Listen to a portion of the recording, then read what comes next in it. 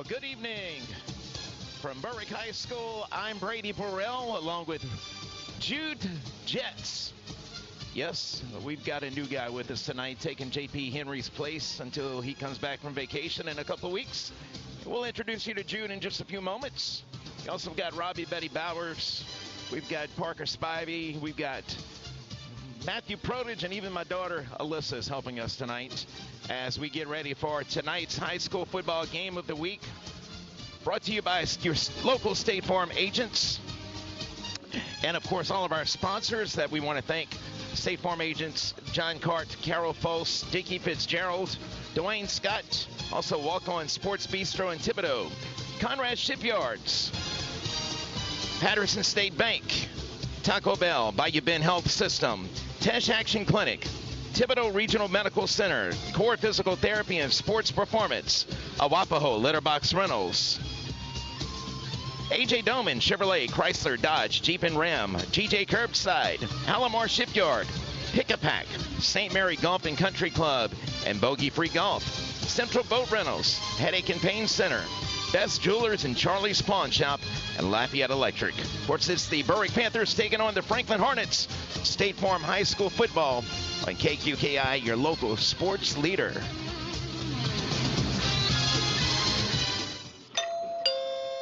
Ah, the sound of my doorbell. It means a brand new package is waiting for me. What treasures did I order this time? I'm so glad my State Farm agent helped me combine my home and auto insurance to get a rate that fits my budget. I don't have to give up what I love. Oh, coming. For surprisingly great rates that fit any budget, call State Farm agents John Cart and Carol Foss in Bayou Vista and Dwayne Scott in Morgan City today. Individual premiums and budgets will vary by customer. All applicants subject to State Farm underwriting requirements.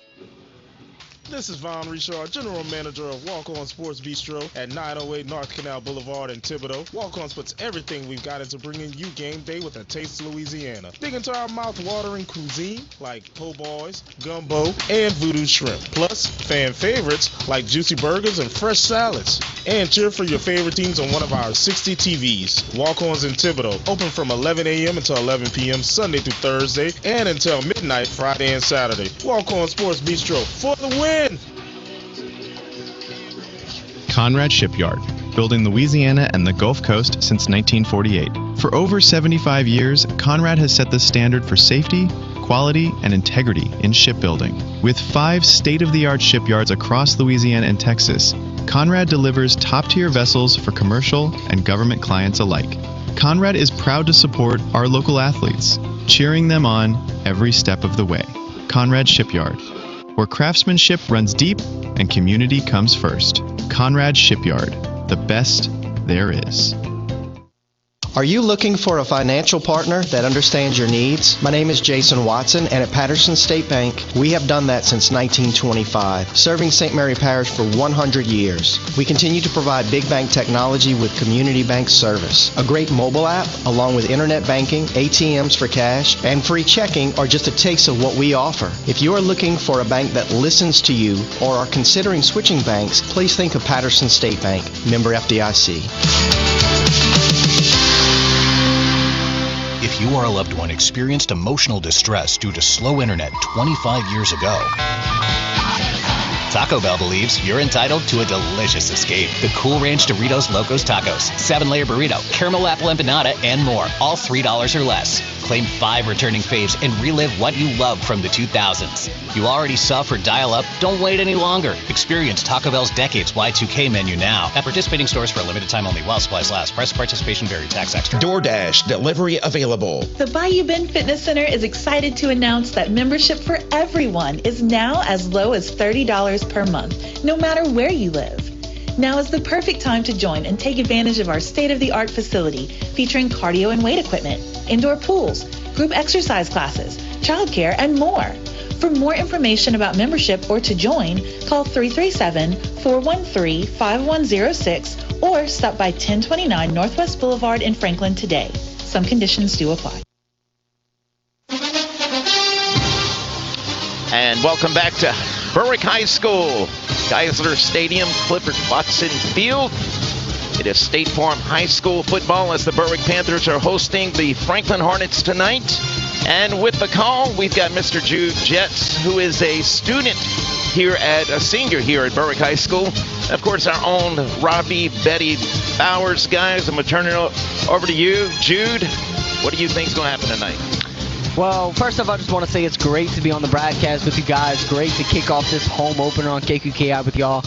Love to be on here. But, yeah, the first two games for Berwick have definitely been a struggle. I mean, we're 0-2 so far to start the season, but definitely looking to get in the right direction with a win here tonight. Hopefully looking to see the offense maybe liven some things up. 0 points last week for the unit and only 14 against Morgan City. So, you know, hopefully just to get some type of juice, some type of big plays going on with the offense, that would definitely be something we need to see from Berwick tonight. Yeah, I think Jude, you got to grab momentum early. And you gotta not make mistakes, you know. And I know it's the little things, but the little things can really add up at the end of the night if you got 10 or 15 of them. And obviously they want to play field position. Berwick wants to play clean. But Franklin's going to be pretty hungry tonight too as well, because nobody wants to go home and wake up Saturday morning 0-3. So I'm kind of curious to see who's going to come out fired up and try to take control of this game, because me and Jude was actually talking before the broadcast, and we both feel like whoever grabs the momentum early is going to have a really good opportunity to win the game. I mean, we also were talking earlier about how both of these teams are winless so far to start the year. Right. So, I mean, both teams, I mean, you said no one wants to go home 0-3. This is the chance for both of these teams to get a win on their W column so far this year. So both teams are going to be looking for that first dub. They're going to be hungry going into this game. Berwick obviously looking to defend their home turf. So it's going to be a battle hopefully tonight. Hopefully a close and competitive football game. Yeah, and I mean, obviously, you know, the Franklin team is not the same team they were last year. Numbers-wise, they're way down. And we were kind of chatting, you know, unofficially you could have called Franklin the St. Mary Parish champions last year, because I believe they won 3, maybe 4 games against, you know, in-parish opponents. And I'm sure, you know, in a small little way that they're proud of that. And, I mean, they like nothing else to do is to come out here and get a win tonight and go home feeling a little bit better about their situation. I mean, they're trying to defend that title, you know, that unofficial title we gave them. And, you know, Berwick, you know, they did lose that one game to Morgan City. So if Franklin can get a win right here tonight, they're 1-0 in St. Mary Parish play. One step closer to becoming the unofficial champions once again. Yeah, because, I mean, when you get shut out, I believe it was, 42-0 over there by Kaplan. I'm kind of curious to see what the mojo looks like on the team. You know, are they still down about that loss, or did they turn the page and get a good week of practice? Oh, yeah. All right, guys, we'll come right back after this break. And when we do come back, we were able to catch up with Berwick High School football coach Mike Walker a few moments ago. We got to talk to him, and we'll hear from him when we come back at State Farm High School football on KQKI 95.3 FM and the KQKI Digital Video Network, your local sports leader.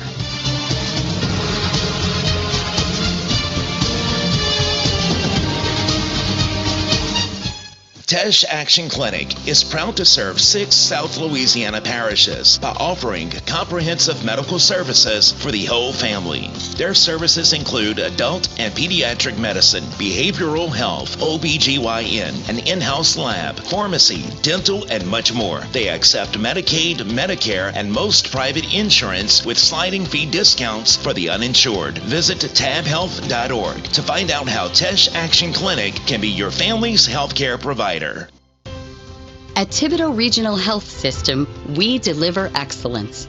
As a nationally designated Blue Cross Distinction Center Plus, we have received the highest distinction for quality maternity care. You can trust that your health and the health of your baby is in the very best hands at Thibodeau Regional. To learn more about our obstetrics and gynecology services, go to ThibodeauRegionalWomen'sClinic.com. Are you looking to improve your health and wellness? The experts at Core Physical Therapy and Sports Performance can help you achieve the lifestyle you strive for, all while reducing your pain. We can get you on the road to recovery from an injury or surgery, with or without a physician's referral, at our state-of-the-art facility located at 611 Brashear Avenue in Morgan City. If you're looking for a healthier, stronger, and more active and pain-free lifestyle, call Core at 985-384-1999. Looking for a dumpster rental company that's reputable and affordable? Awapaho Litterbox Rentals is a third-generation company that has been locally owned and operated for 50 years and makes dumpster rental simple, cost-effective, and convenient. Awapaho provides the fastest service in town by using flexible scheduling and saves you money with no hidden surcharges. Call Awapaho Litterbox Rentals at 985-384-0703 and let them take your trash. Harley Horn here for AJ Doman Chevrolet. Looking to make your next new car truck purchase? Come on down to AJ Doman Chevrolet. We're family owned and operated for over 35 years. Our friendly staff is just waiting to help you. Good credit, bad credit, upside down, we can help. We say yes when others say no. AJ Doman Chevrolet at the foot of the Morgan City Bridge in Berwick. G&J Land & Marine has expanded to offer G&J curbside grocery and delivery services. G&J believes in keeping it local, so they're proud to offer local grocery and home decor products, including Dat Sauce, Cindy's Almost Famous Roux, Southern Stuffed Waffles, Duck Camp Seasoning, Peace Candles, and more. This is Eric Lynn. On behalf of the Lynn family and the G&J staff, we appreciate your support. Please visit gjcurbside.com. From our curb to yours. gjcurbside.com.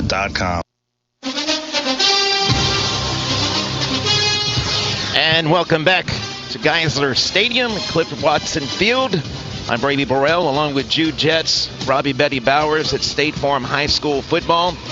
Well, moments ago, Jude was able to catch up with the head football coach here at Berwick High School, Mike Walker. And we'll hear from Mike, Coach Walker, and here's what he had to say.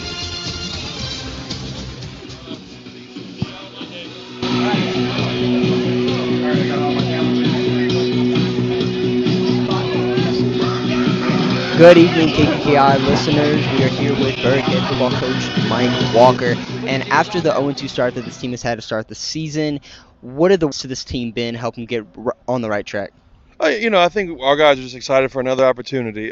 Both teams coming in tonight 0-2, kind of getting on the scores look a little bit more lopsided than what the games actually were. So I think both teams are hungry. Hopefully we can kind of limit the turnovers that have been kind of biting us in the butt the last couple of weeks. Be better at tackling and fitting the run, and hopefully we'll give ourselves a chance tonight. And, of course, this is the home opener for the Berwick Panthers. How are you guys looking to set the tone for the home games this year? Because Berwick has 6 straight home games coming up and 1 at the end of the season, so 7 home games this year. So how's the team looking to set the home record off right? We always talk about defending our home turf. We don't like to lose at home. And hopefully tonight the crowd will be good, give us some good energy. And we're just looking forward to playing better than what we played the last couple of weeks, and hopefully we can do that here tonight at home. All right, well, thank you, Coach, and good luck tonight. Go Panthers. Of course, that was... Good evening, KQKI listeners. All right, a little audio issue, but of course that is Coach Mike Walker with the Berwick Panthers. And after the 0-2 start that this team has had to start the season, Jude, you attend Berwick High School, and I do want to give this disclaimer that we wanted to catch up with Coach Q, Tremaine Johnson, with the Franklin Hornets, but we were not able to due to a scheduling conflict before the game. But we did have intentions to. But of course, Jude, your thoughts on the interview from Coach Walker? Yeah, it's always great to catch up with Coach Walker. I see him all the time in the school hallway, so it's just kind of different talking to him in more of a professional manner right here. But, he always gives a great interview. I've interviewed him multiple times, and, gives great answers here. But, Berwick has started off 0-2. They're trying to get back on this right track, and we have a 6-game homestand coming up. So it's good to see that they want to defend this home turf. They don't want to lose at home, so it's going to be interesting to see what type of intensity Berwick brings out tonight. So it's going to be really excited to watch. Yeah, a win tonight would sure change the tide for Berwick. Like Jude was saying, we got several home games, and it sure be nice to win the first one, and maybe the following week you can go even at 2-2. And it just changed the outlook for Berwick if they could get that first win. Oh, yeah, getting that first one would be a lot for Berwick High School tonight. I thought Jude had interviewed Coach O for a second there when he threw that Go Panthers out there. I was like, whoa, what was that, Coach O? Yeah, I mean, that seems to be his signature line. He always ends with that Go Panthers and that Coach O style right there. Almost kind of his trademark, you know? Yeah, it's a cool 84 degrees. I just looked at the temperature, and hopefully maybe we'll get into the 70s by halftime of third quarter. That'd be nice. Oh, yeah, not out here sweating, you know, but it feels pretty good outside. It was a breeze outside when I walked out this morning. And it's kind of like, whoa, we have a breeze in South Louisiana. What's going on here, especially in the months of September.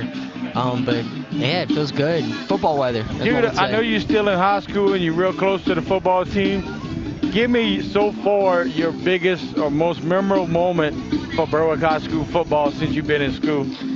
Have to be my freshman year. We were in the second round of the playoffs. We were ranked as the 18th team in the state going up against number 2, Bogalusa. It was freezing cold, super, super cold. It was on the call with KQKI, and we walked into Bogalusa, and we beat them. Can't remember the final score, but it was a thriller. Yeah, it was a close game. Thriller of a game. Berwick came back. At one point, we were down by 2 touchdowns, and we just came back. The passing attack was alive. We were running trick plays. I mean, it was just such a great game to watch. And what got it for us is we had a defensive interception, and that completely flipped the script.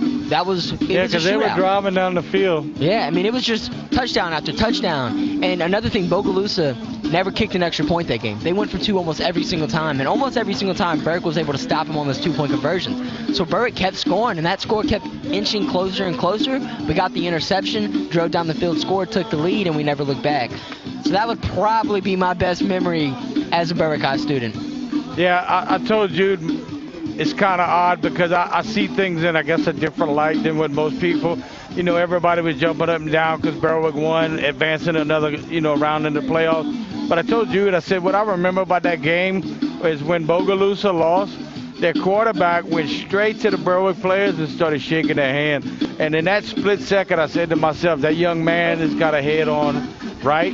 And I said, he showed so much respect. And just, I guess in that one moment, I was like, wow, you don't see that very often. And it just, it said a lot to me. And I know he's not listening to the broadcast, but I just told you that it meant a lot to see him do that. Because obviously they were predicted, to beat Berwick that night.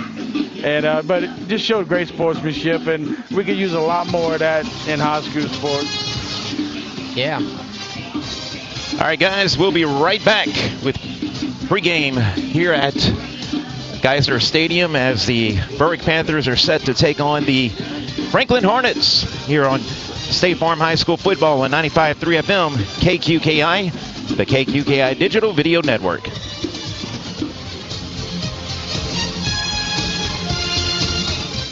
So I switched my insurance to State Farm, and get this, I talked to an actual State Farm agent who lives in my actual town, and get this, my actual agent in my actual town gave me actual help with the coverage I needed. And get this, my actual agent in my actual town who gave me actual help actually knows my name. And get this, they actually say it's called service. Call State Farm agents John Cart and Carol Folse in Bayou Vista and Dwayne Scott in Morgan City today. Halimar Shipyard, locally owned and operated by the Hidalgo family, proudly serves the marine industry with new construction, conversions, and repair services, all backed by top quality workmanship. Built on a foundation of safety, commitment, and community pride, Halimar provides a safe workplace for their family of employees and continues to be a leader and a supporter right here at home. From everyone at Halimar Shipyard in Morgan City, good luck to our local students and athletes. It's high school football time again, and your local Pick-a-Pack in Bayou Vista has all the fixings for a dynamite tailgate party. They have your favorite soft drinks and water. Plus, they have party platters featuring Tony Sachery's crispy fried chicken tenders, boudin bowls, egg rolls, and more. Team that up with their friendly fast service, a smile, and high school football, and you've got a winning combination. That's Pick-a-Pack, located on Highway 182 in Bayou Vista. Open 7 days a week. Best of luck to all of our local high school football teams. Golf isn't just a game. It's a way of life for a lot of us. That's why at St. Mary Golf and Country Club and Bogey Free Golf, we have teamed up to give you the best of both worlds. I'm Barry Bone, the general manager of St. Mary Golf and Country Club and owner of Bogey Free Golf. If you're ready to come try out one of the best 9-hole experiences in the area, come give St. Mary Golf and Country Club a chance. If you need your golf clubs repaired or a new set of clubs, we can also take care of that for you too. Two great experiences are located just minutes away from you, right across the street from Berwick High School. St. Mary Golf and Country Club, your local spot for everything in golf.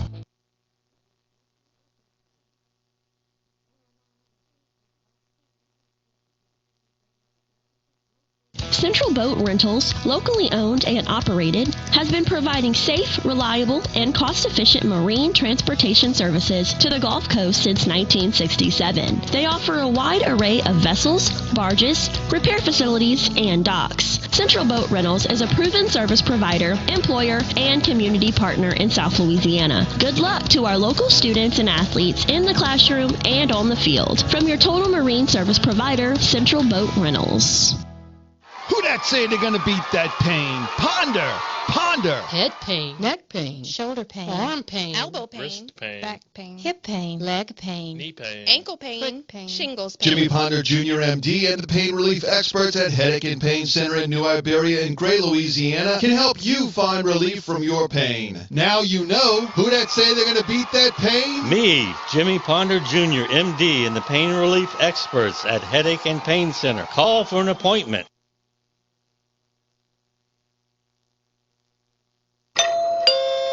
Ah, the sound of my doorbell. It means a brand new package is waiting for me. What treasures did I order this time? I'm so glad my State Farm agent helped me combine my home and auto insurance to get a rate that fits my budget. I don't have to give up what I love. Oh, coming. For surprisingly great rates that fit any budget, call State Farm agents John Cart and Carol Folse in Bayou Vista and Dwayne Scott in Morgan City today. Individual premiums and budgets will vary by customer. All applicants subject to State Farm underwriting requirements.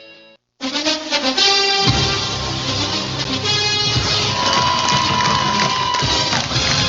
welcome back to Berwick High School as the Berwick Panthers come out of their helmet there. The cheerleaders welcome them out. It's State Farm High School football, and here's the starting lineups with Robert Sampe. At running back, Maddox Sampe. Tight end, Aiden Geisler. Slot, Leif Bella. Our lineman, Ventrell Boyd. Pookie Harrison. Diego Polito. Aiden Lecomte. Caden Leonard. And Caden Torres. On kicking duty tonight, Colin Lacoste.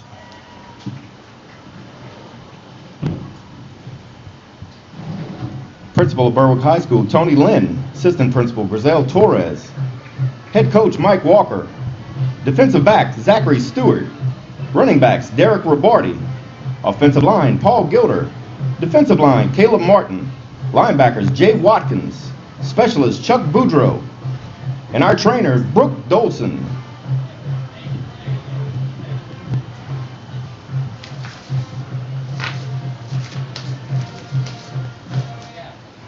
Hey, Jude, I don't know if you know this. You might, but I'll mention it to you anyway. Coach Gilder, I don't know if you know, he won a national championship in football. At ULM, or I guess Northeast as it was back then. Northeast back then. It's been several years ago, but that was a cool fact I found out a few years back. Well, I was, as a freshman in his geometry class, and he showed us his ring. Okay. We got to see the ring. First day of school, they tell you, here's what you need to know about me. And he said, I'm a national championship, or I won one in football, and showed us that ring. Pretty cool. Never got to see a national championship ring in person, so that was awesome. All right, here we go, the starting lineups again. And number 3. Captains for the Panthers, number 14, Carter Dupuy. Number 11, Miguel Melendez. I apologize, it's number the coin 30, toss. Leif Bella. And number 18, Maddox Sampe. All right.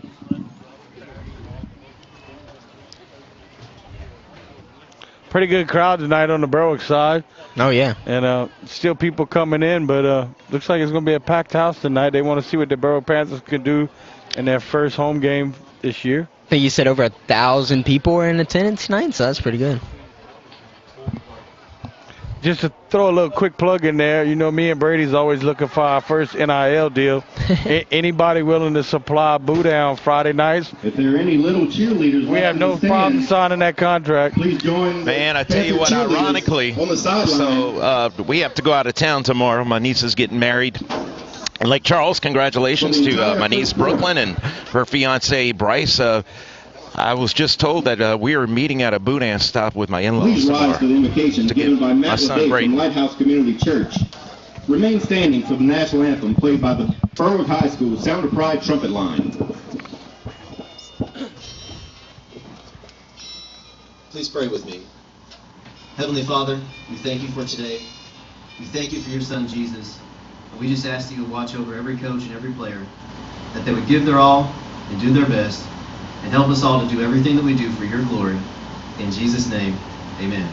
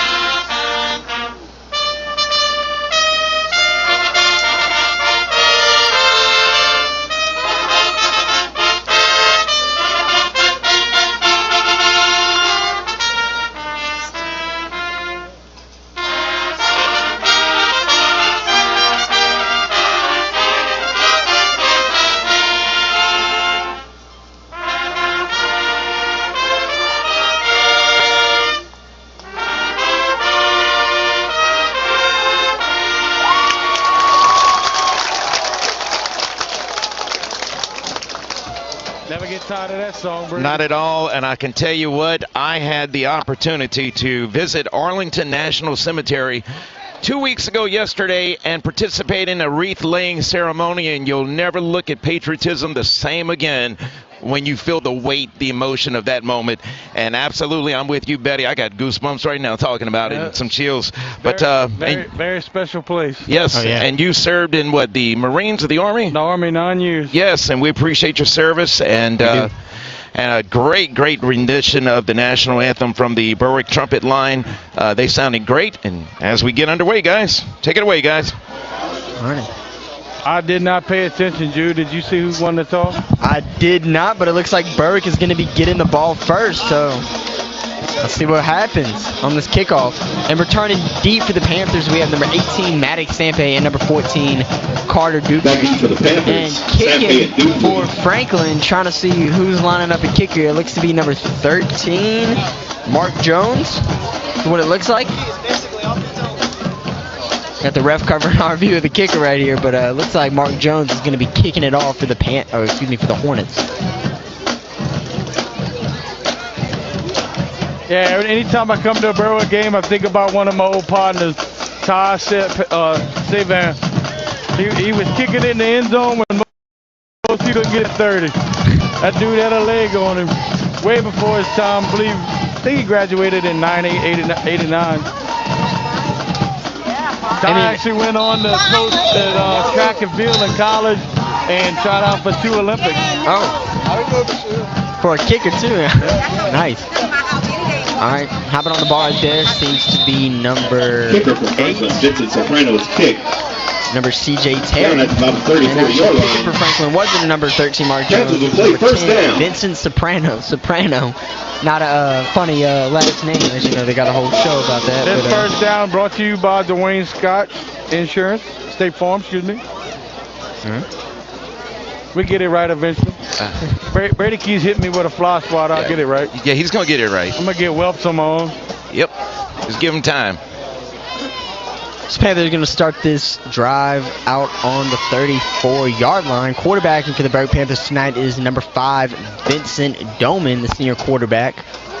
It's going to be excited to see what he can do tonight.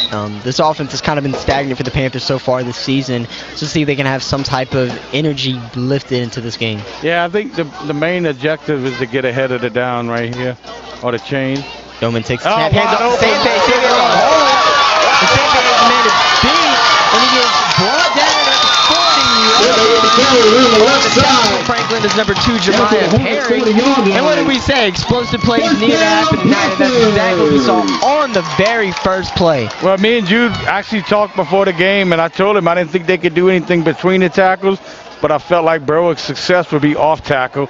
And what do they do? Yeah, in the first play, they run it over the left side, and Sampe scoots for a nice gain. Once again, first down brought to you by State Farm agent Dwayne Scott. Seems to be a whistle blown by I hope I get to say that a lot. Hey, I hope so too, because you say that a lot, that means we're having a great game. That's right. A little confusion, not sure with the official. He's going to wind the clock here shortly. I guess a mouthpiece fell or something. He just flew something at the coach. Oh, it's a tee. They had to get the tee off the field. Oh, okay. That would probably be a good move. Yeah. Brady was supposed to run out there and go get it, but he forgot. Well, if they'd have given me a link of Boudin, I would have. Yep. So Sampe on his second run of the night gets stopped at the line of scrimmage for it looks like a loss of 1 yard. Stopped by a bunch of Franklin Hornets right there. And I mean, I just said, running between the tackles, you don't know if that was, or running in between the line, you don't know how much that was going to work tonight. Well, but you got to do it. And I told Jude, even if you don't get a first down or big yards out of it, you still got to show it, because if not, then defensive ends are going to play it. Yeah. They're going to just sit on that outside right there. So you got to at least show it. And, you know, you don't have to do it a lot, but you got to show it some. In the backfield for the Panthers on this play is number 30, Leif. Like Vincent Doman. Doman's going to take the snap. He scrambles. He's going to throw. Dodges the tackle, but then doesn't get it away, and he's going to get sacked on the play for the Franklin Hornets. It looks like number 51 was in there. Number 51 being... Yeah, he got back there immediately. And as soon as Domain looked up, he was in his face, and it looked like Domain was going to try to throw the ball, but he probably actually just tucking it under and taking a look. Of course, now it's going to be third and Panthers. Yeah, that was 9 yards right there, and that's if you can get it. Pressure was automatically in his face. The way you eliminate that automatic pressure is with a screen pass. Right. So someone easy open, and they had no one open. Doman's going to drop back on 3rd and 20. Steps up in the pocket. He's going to throw it down the field for number 14, Carter Dupree, and the pass falls incomplete. No flag on the play, and the Panthers will be punting the ball, I'm assuming, on 3rd and 20. And punt team is coming on the field. Stopped running on that. I think if he keeps running, he probably catches the ball. And I'm not sure why he stopped running, but probably had a lot to do with the time, and he was waiting on the pass. But see if Berwick can get a decent kick right here. Franklin's going to be looking to try to get it back to midfield right here. And returning deep for the Franklin Hornets looks to be, can't make out the number. Colin McCall, number 22, is punting for the Panthers. Deep for Franklin is number 2, Jemiah Perry, who also we believe is going to be the quarterback. But what's interesting about Berwick, something that I have never seen, is that our quarterback is also our long snapper. Yeah, that's odd. That is very odd of me. I've never seen that before, but that was a pretty good long snap, if I say so myself. Usually a tight end or a lineman. Yeah, he's out there, but we do it differently. We got a quarterback. Looks like they're going to spot the ball for Franklin about the 18, maybe. So that was a really good kick from McCall. Yeah, he got actually a good bounce. He probably got another 12, 15 yards out of the bounce. And that's the key with a punt. If you can get a good bounce, that can make or break a punt. This first down brought to you by Dwayne Scott, State Farm agent for Franklin. So quarterbacking for Franklin is number 8, Jahiri Perry. Perry's drops back. He's going to scramble in the pocket. He's going to run it. He has some space. And he's in the open field. He's dodging tacklers. He's going to get brought out. Big hit right there. But you know, that's what Perry's going to do. Perry's going to drop back if he don't see anybody. That's his forte right there, is he likes to run. And he's hard to tackle. And so somebody's going to have to spy him for Berwick. I don't know if it's a linebacker, but you got to make him stop. You can't give him 30-yard runs or he's going to eat you alive. Panthers should honestly have a spy out there for this quarterback. I'm sure watching film all week, they know that. At least slow him down where your line can maybe catch him. And they're dropping everybody back, hoping to get all these linebackers. Oh, and they're going to go deep on the first play. And he has a receiver. Catch hauled in by number 3. Number 3 is actually not on our roster. But pass to number 3 complete. Nice grab right there, and that was a beautiful throw. Yeah, he had to actually go back over his shoulder to catch it. But, he did. Tough catch. That's a timing play. Play in the backfield. Oh, there is a flag. Is this holding? Coming back. Is this calling back? Yeah, the way you eliminate that kind of pass, you got to bump him off the line of scrimmage and mess up the timing. And it looks like it's going to bring up 1st and 20, at least for the Franklin Hornets. So Berwick gets a break right there. And me and Jude was both looking downfield at the pass. Up 10 yards. So it is going to be a holding on Franklin right here. So brings them back 10 yards. So the Panthers just allowed that big play. Catch a bit of a break right here. Yeah, the offensive line is for 2 dropbacks so far has really protected the quarterback very well. They have. And if you Berwick, if you can't get home with your front 4, you're gonna have to be sneaky and send somebody, do some twists, something. And Berwick's only rushing 4. And Franklin has had no running backs in the backfield, and they're going to run a screen right here to the same guy that caught the ball. He's going to make some people miss. Yeah, missed tackle, but they had him. And that's a 10-yard gain right there. For a short gain. 11-yard gain, 12-yard gain. 3 complete. Good for 12 yards. It's going to be 2nd and 8 for the Hornets right here. And that seems to be how they run their offense. Just drop that quarterback back there, no running back, and if they want to run it, they're going to trust their quarterback to do so. They're going to just let him stay clean all night if they can, and just, if nobody's open, he's going to take off. And it's a game plan that's working so far. Every play's gone for yardage. Other than the holding play, everything is big chunks.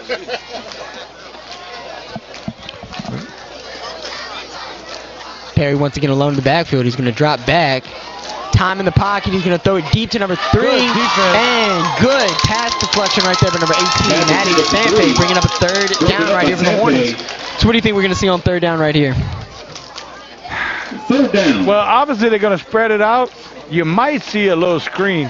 So watch the front line for Berwick. If they just get back there quick, you know they're going to throw that screen. And I think it'd probably be a good time for it right here because, like Jude said, there's no running back, so that eliminates any kind of running play.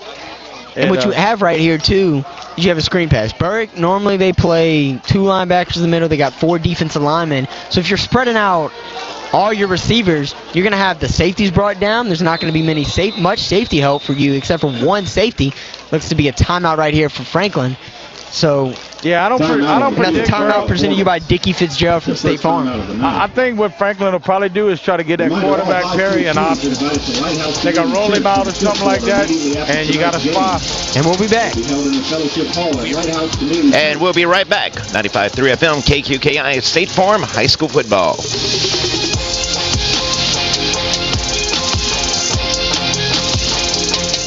Lafayette Electric offers a fully stocked storefront and expansive warehouse for many major manufacturers, from the smallest residential or the largest commercial needs to sophisticated offshore marine and industrial products. With over 30 years of experience, the friendly staff at Lafayette Electric prides themselves on providing excellent service and expert knowledge. See what your locally owned Lafayette Electric can do for you at 1207 Greenwood Street in Morgan City. All right, welcome back to our Berwick-Franklin game. 8:45 left on the clock. It is a 0-0 game, all tied up so far. And Franklin is about to go on 3rd and 8. And let's see if they can get this first down. Quarterbacking for Franklin is number 8, Jahiri Perry. And he's going to drop back on this 3rd down. Quickly throw it to an open wide receiver. Open, and he drops it. He overthrows. That was a catch he definitely could have made, though. Oh, yeah. And this may bring out the punt. May. But it doesn't look like it. And on the drop is, I'm assuming, number 8 Perry's brother, Jemiah Perry. Yeah, if you Berwick, all you got to do is knock it down right here. You don't have to make a tackle, nothing like that. Just knock the ball down. And it's going to be 4th and 8. And you were right, they are not bringing out this punt unit. I don't like Berwick sitting back like that. I think they need to be up bumping people. Messing up time. Oh, big play! Big play by number 9. Going to get into the backfield. Jordan Mion, the junior, for the Panthers, is going to make a huge 3rd down stop right there. And what a play that was. That's what they needed. They needed that. I saw him about 3 plays ago get in the backfield, but for some reason he stopped. And I was like, why'd you stop? You had the quarterback. But he didn't stop on that one. Good job of using his hands and getting around that offensive tackle right there. Big play for Berwick. And almost in this offense that Franklin's running, You don't have to look for a read option if you're an edge rusher. Oh, yeah, because there is no option. All you got to do is play the edge and hope the quarterback doesn't run around you. Yeah, and tackle him, correct. But your goal should just go straight to the quarterback. Oh, yeah. Have no running back to Pin your worry. ears back and go. So Franklin's almost betting that their quarterback has a speed outrun any edge rusher. The only way that's going to slow Berwick down is if he runs the ball. Exactly. A design run. Nice hand off to Sempe. Sempe's going to make a man miss, but not do much after that. It's going to be a loss of about a yard right there. Bring up 2nd and 11 for the Panthers. Yeah, they need their offensive line right there to grab somebody and hold them up. Yeah, you don't have to block them long. You just got to block them long enough to get Sempe bombed. Just let Sempe get in the open space and try to make some I don't think they ran it to the right yet. No, they haven't. Pretty much everything's been to the left on Sempe. Only thing that's been on the right is that sack for the play action pass. Maybe there's a reason they're not going to the right. Let's see what they do right here. Bella in the backfield on 2nd and 11. Ball on the 39-yard line.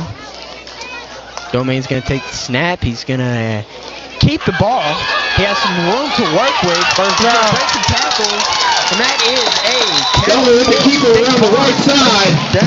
First down, Panthers. That's about a 15-yard run right there from Vincent Doman. Well, what's good about that, it keeps Franklin honest. It does. Because now they say, okay, maybe he's not going to give it to Sempe. And so that kind of helps you later on. And I like to see them give him more options, especially around the side. And that's something Doman has not done throughout the first 2 games of the season so far. He has not run the football. So it's good to see him use his legs. And as you can see that, we got a 15-yard gain right there. So Doman, Sempe in the backfield. He's going to hand it off to Sempe. Sempe not bad. Bounce his way around the line for about a 5-yard gain right there, or 6 yards. So that's the type of play you want on first down. You know the play I saw against Morgan City that I really liked was the play action, and they went to the slot receiver right over the middle. It's an easy little 4-yard pass, and they actually scored against Morgan City on that. I'm kind of curious to see if Franklin linebackers start playing up if they try to get a receiver right behind them. By Franklin, number 15, Burnell. But you know, when you're moving the football, you got lots of options. You do. And Berwick runs this very RPO-heavy offense, so Doman on 2nd and 4. He's going to keep the ball once again. He has some room on the outside for the lower shoulder and get inside the 10-yard line, bringing up 1st and goal. And this run game from the quarterback is working very well. He tricked me, Jude, because I was looking at Sempe. I ain't gonna lie. This is going to be a Carroll Full State Farm red zone and at the Wayne Scott State Farm 1st down. Oh, back it up for Berwick. False start. And that's killer. That is killer right there. Yeah. When you got momentum, you got to keep it. You do. And you know it was probably somebody lined up wrong. Yeah. And I didn't see anybody jump. Is that at least it was a 2nd and 4. So now you're not going to be playing 2nd and 10 or 2nd and 15 as you would have had. So at least you have a 2nd and 9, which is not as good as that 2nd and 4, but at least you're not as backed up as you would have been. Well, you know, next time Domain doesn't give it or does give it off and he does a good fake, it's going to drag some linebackers because now he done burned them twice. So in the back of their mind, they're going to have to play him honest. They're going to be thinking about that too. And it almost sucks when you have a great play on something that gets brought back by a penalty. That sucks when that happens. So Doman's going to hand it off to Maddox Sempe. Oh, nice cut. Who makes a nice cut and is going to get about 3 yards on the carry to make it 2nd and that's going to be about 6. Gain of about 6. So that's going to bring up 3rd and 6 for the Panthers, and official it's going to be a heat and humidity timeout. So clock will and play will stop. And we will be back. It's State Farm High School football, 95.3 FM, KQKI, and the KQKI Digital Video Network.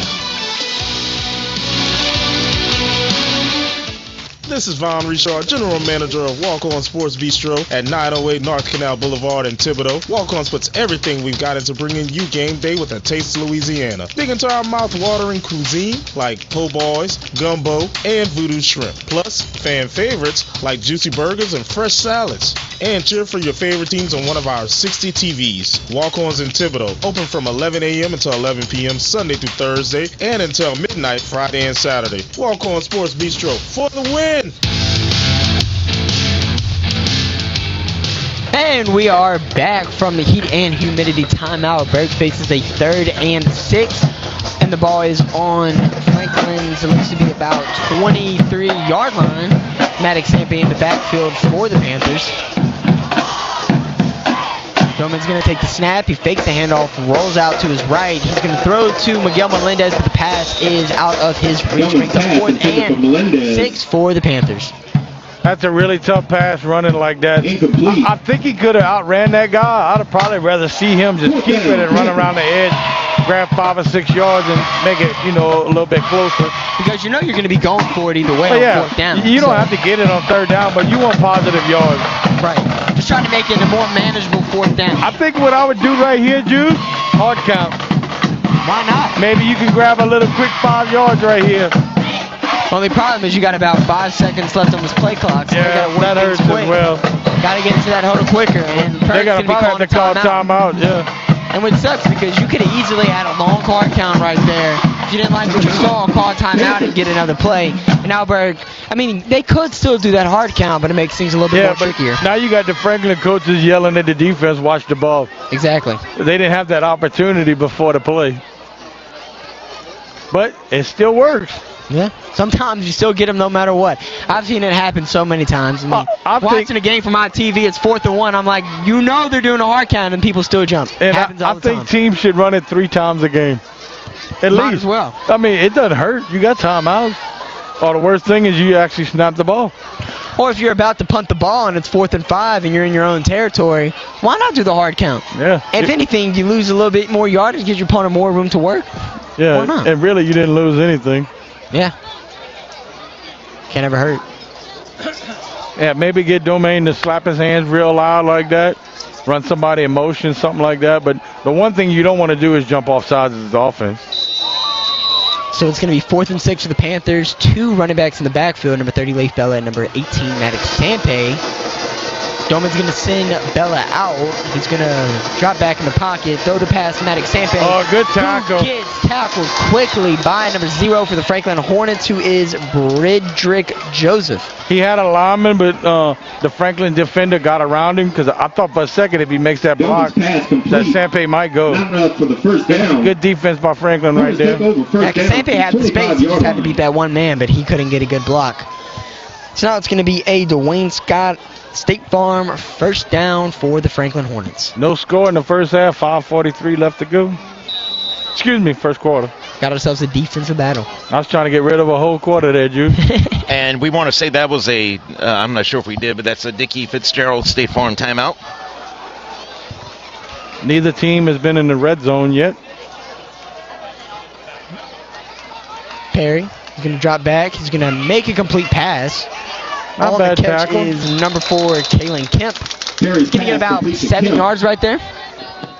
Brought down by and those are those screen passes. Yeah. Looks like they try to get those screen passes on those early downs and see what else works for them after that. Them early passes like that, especially if Franklin starts getting chunk yardage, it's going to force Berwick's defensive backs to play up because they're not going to be able to give them those 4 or 5 yards basically without being touched. And I'm kind of curious to see how this is going to unfold. Franklin's going to hope to beat these receivers, too. Once they start playing up because of the screens, beat them deep. We saw it already happen once, except it got called back. And now for the first time in the game, a running back's being brought in the backfield for Franklin. So see how this does. Number 10 gets it in motion. That's going to be a false start, and the running back was the one that got it. Moved way too early They might put him back on the bench, Jude. They might. He might have just got here. He might have been late. Flag on the play. So that's going to move Franklin back 5 yards, making about a 2nd and 8, it looks like. Very humid tonight, folks. Very humid. South Louisiana, I wouldn't expect anything else. That's why I love the playoffs, because it's always cold. Always. 2nd and long for the Number 10, Franklin Vincent Hornets. Sopranos sent in motion. Perry's going to throw it deep to a Good well-covered, defense. Good deal. nice, great defense right there by Carter Dupree. Yeah, good. I tell you, we're step for step with him. And that's all you got to do is just block him out, use the sideline. Number 16, Dylan Hawkins. Going to bring up 3rd and long for Franklin Hornets. Look like, about 8 yards? Jude? Yeah, it looks about 8 to me. I mean, outside of the one completion they had, up the middle of the field, Franklin hasn't been able to push the ball downfield. It's just been in this position, if Berwick can make a stop here, then it probably will force Franklin to punt it just because of where the ball is at. So they bring that running back into the backfield. And looks like there's a timeout called by the Franklin Hornets. That is a Dickie Fitzgerald State Farm timeout. I believe that's their second timeout. It is. 2 timeouts burned in the first half. First quarter at that. All right, guys, we'll be right back at State Farm High School football on 95.3 FM, KQKI, Bayou Vista, Morgan City, Louisiana, and the KQKI Digital Video Network.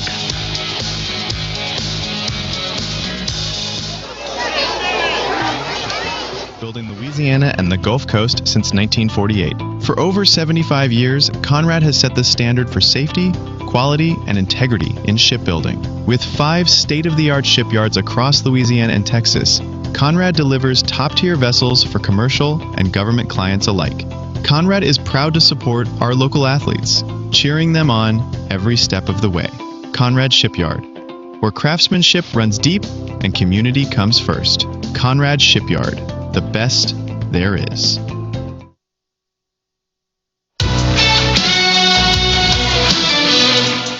Third down right. Nobody home. Quarterback keeps the ball. But he comes around the side, dude, and there's like nobody there for 10 yards. Hornet first down. And he just beat him with his speed, and that is a Dwayne Scott State Farm first down. Yeah, good play designed by Franklin right there. I mean, they did the rollout, and there was nobody home. Get your quarterback into open space. That's where you need a linebacker spine right there. Because if not, he'll get 200 yards rushing tonight.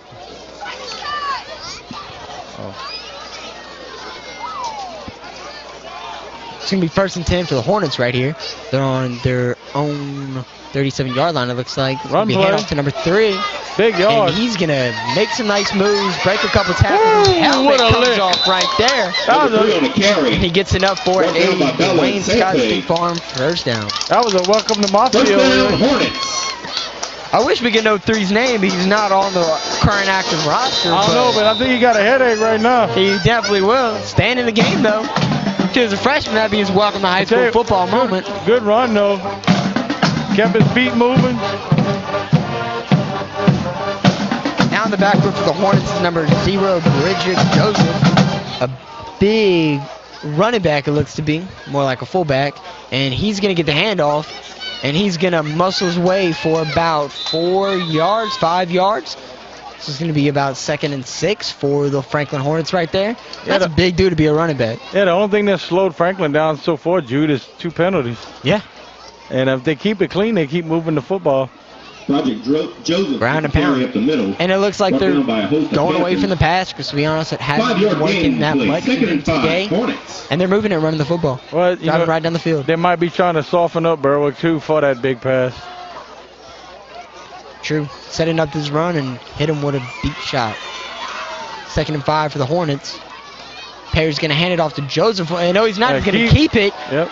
Beat some people on the outside, and he's going to slip before he gets the first down. So it's going to be 3rd and 3, it looks to be, for the Hornets. If he didn't slip, he was getting that first down. Yeah, he definitely had the corner, no doubt. This is going to be about 3rd and 2 for Franklin. You know, I wouldn't be too upset to see Berwick take their defensive ends and spread them out a little further. Let them have an opportunity to push it back in. Because they can't sit there and let Perry just run around the corner. They got to set the edge. And it looks to be with 0 in the backfield. I mean, if you're listening on the radio, that is a big running back, so he can definitely block some people. Perry's going to keep it. He's going to push it downfield to number 3, and that pass falls incomplete, off target. Carter Dupree, number 14 for the Panthers, was incorrect. If he puts that to the inside, you got an opportunity to catch that and score a touchdown, but fortunate for the Berwick, he kind of threw it to the sideline over the receiver's shoulders, and he couldn't make the catch. A big play right here. And if I'm Franklin, we were just talking about this, Jude. I think I'd do a hard count, see if I can get a freebie. Yeah. Why not? I mean, they do have limited timeouts left, but why not try it? Yeah, at least try it. If it don't work, run your play. So 4th and 2. Of course, they're going to send the quarterback. Get the direct snap, and he's going to have to move on the outside, and he's waltzing into the end zone. That is a 40-yard touchdown for the Franklin Hornets. Touchdown, Hornets. And they are on the board first. That was a great run. Great play. Yeah, I mean, if it's there, why not take it? Right. And if Berwick, until they prove that they're not going to give you that outside, just keep doing it. I mean, this ain't chemistry. Yeah. You know? And that was a wildcat. Between any 2 points is a straight line, said Coach Skelton in geometry. That also counts for touchdowns. So Franklin's going to be going for 2 right here. Perry and Joseph in the backfield. Perry's going to roll out to the right, and he's just going to walk into the end zone. Once again, no defensive end there. So bringing you a John Card State Farm scoreboard update. It is 8-0 Franklin with 2 minutes and 2 seconds remaining in the first quarter. Long first quarter, Jude. Very long. Now 30 minutes. All right, we'll be right back. It's the Franklin Hornets as they lead the Berwick Panthers 95-3 KQKI.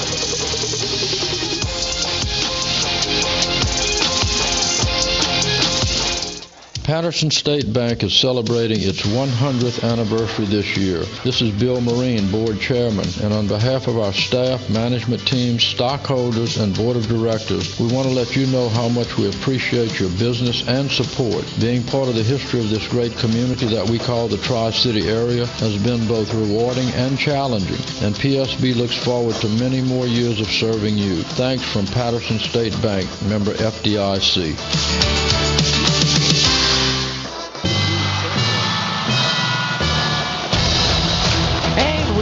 Back. For those that are just tuning in, the Franklin Hornets take an 8-0 lead with 2 minutes and 2 seconds remaining in the first quarter. Number 10, Vincent Soprano, set to kick off for the Franklin Hornets. Soprano's going to be kicking deep to number 18, Maddox Sempe, and number 14, Carter Dupree. Ball's on the 40-yard line. Last time the kick if it's anything like the first kick, it ain't going to make it back there, Jude. I don't think it will either. It went about to the 40-yard line. This is going to be another short kick. Number 8, C.J. Terry on the catch. And he's going to get about 5 yards after the return. The ball's going to be on the 40-yard line. And Berwick starts off with some really nice field position. Yeah, I'm kind of curious to see what Berwick's going to look like on this drive. Are they frustrated or did they turn? I mean, we said that they do not need to get out to a late lead. And they're already playing from behind. Yeah, I think the biggest key is keep it clean. No penalties. Run your plays, move the football, make smart decisions. Because the opportunities have been there for them. And a penalty did kill Berwick on that last drive. They had it in the red zone, but a false start on a nice 15-yard run by Vincent Doman brought him back. This is going to be 1st and 10 for the Panthers on their own 40-yard line. Doman in at quarterback, since Bella in motion. Doman's going to hand the ball off to Maddox Sempe, who's going to rustle through some defenders for about a 4-yard gain. Going to bring up 2nd and 6 for the Hornets. Handoff up the middle. So far for the Panthers tonight, no passing attempts. They've tried to pass it, but they've got sacked. Yeah, well, I lied. 1 passing attempt, and it was that incompletion on 4th down, or 3rd down. So you might want to see them get some more passing involved. We were talking about it earlier. They, in the Morgan City game, had about a 40-yard slant touchdown on an RPO. Yeah, give your quarterback a couple easy passes. Let your receivers work after. Big hole, big hole. Oh, I thought he was going to get around the corner on that one, Jude. It's still a decent pickup, though, a few yards. Yeah, get about, looks to be about 2 yards on the carry right there. Make it 3rd and 4. And Sempe looked like he's trying to run through a wall right there. I think if he puts his right foot down and cuts it to the outside, he probably gets the 1st down easy. So let's see what the Panthers do on this big 3rd down. I mean, last thing you want to do is get the ball right back to Franklin. Oh, yeah. At least eat up some time, move the chains. I mean, ideally, this drive ends with the first quarter ending as well, or goes into the 2nd quarter. Doman, or it's going to be direct snap for number 14, Carter Dupree. Got the 1st down. And he did get the 1st down. That is a Dwayne Scott State Farm 1st down. A gain of about 6 yards right there. That is a Panthers 1st down. Well, the nice part is if they let the quarter kick out, they only got to go about 4 yards, Drew. Just walk across the other side of the 50. Yeah. No long walks, because you know the linemen don't like that 80-yard walk. And it looks like that's what they're going to do. We got 10 seconds and a play clock that is, or a game clock that's shorter than the play clock. And your first quarter has concluded with the Franklin Hornets being up 8-0 on the Berwick Panthers.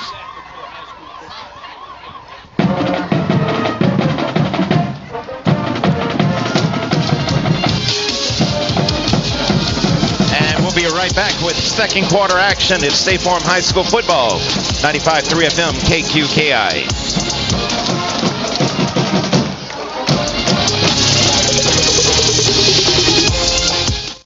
A new era of chicken is here to stay, and it's not your parents' poultry. The Cantina Chicken menu from Taco Bell is slow roasted and perfectly seasoned. Take it tacoed up in a crispy white corn tortilla with cheese inside and out, or wrapped in a burrito with fresh purple cabbage and freshly prepared pico de gallo.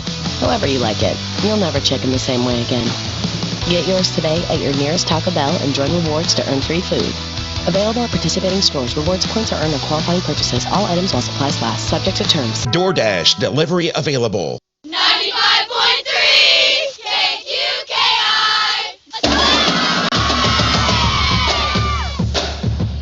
And we are back. The Berwick Panthers have a first down in Franklin territory. First and 10 from the 48-yard line. This is going to be a Dwayne Scott State Farm first down for the Panthers. So what do you think we're going to see right here on first down? Well, first off, the officials didn't take the timeout to move the football. That's the first thing we didn't see. Little cheerleaders that are also little top cats move over to the top cat side of the track. One job, you know. I'd like to maybe see a play action. And I was begging for that receiver to drag across the middle right there and give the quarterback an easy throw and maybe pick up some big yards. On first and 10, Bella's going to be sent in motion. Doman's going to hand the ball off to Sampe, who's going to jolt up the middle, but only for about 3, or it looks to be 2 yards. Sampe with the carry up the middle. And 8. Gain of 2 on the play. Second and 8, Panthers. They key in on everything Sampe does. So you got to use that against them. And like I said, do a little fake handoff, and hit a receiver right behind the linebackers, which would probably be around the 43-yard line. If they play up, then you got a big hole right there in the middle. And the quarterback, he can either throw it if it's open, if not, keep it and run around the sides. Which we've seen him do tonight. So second and 8 for the Panthers.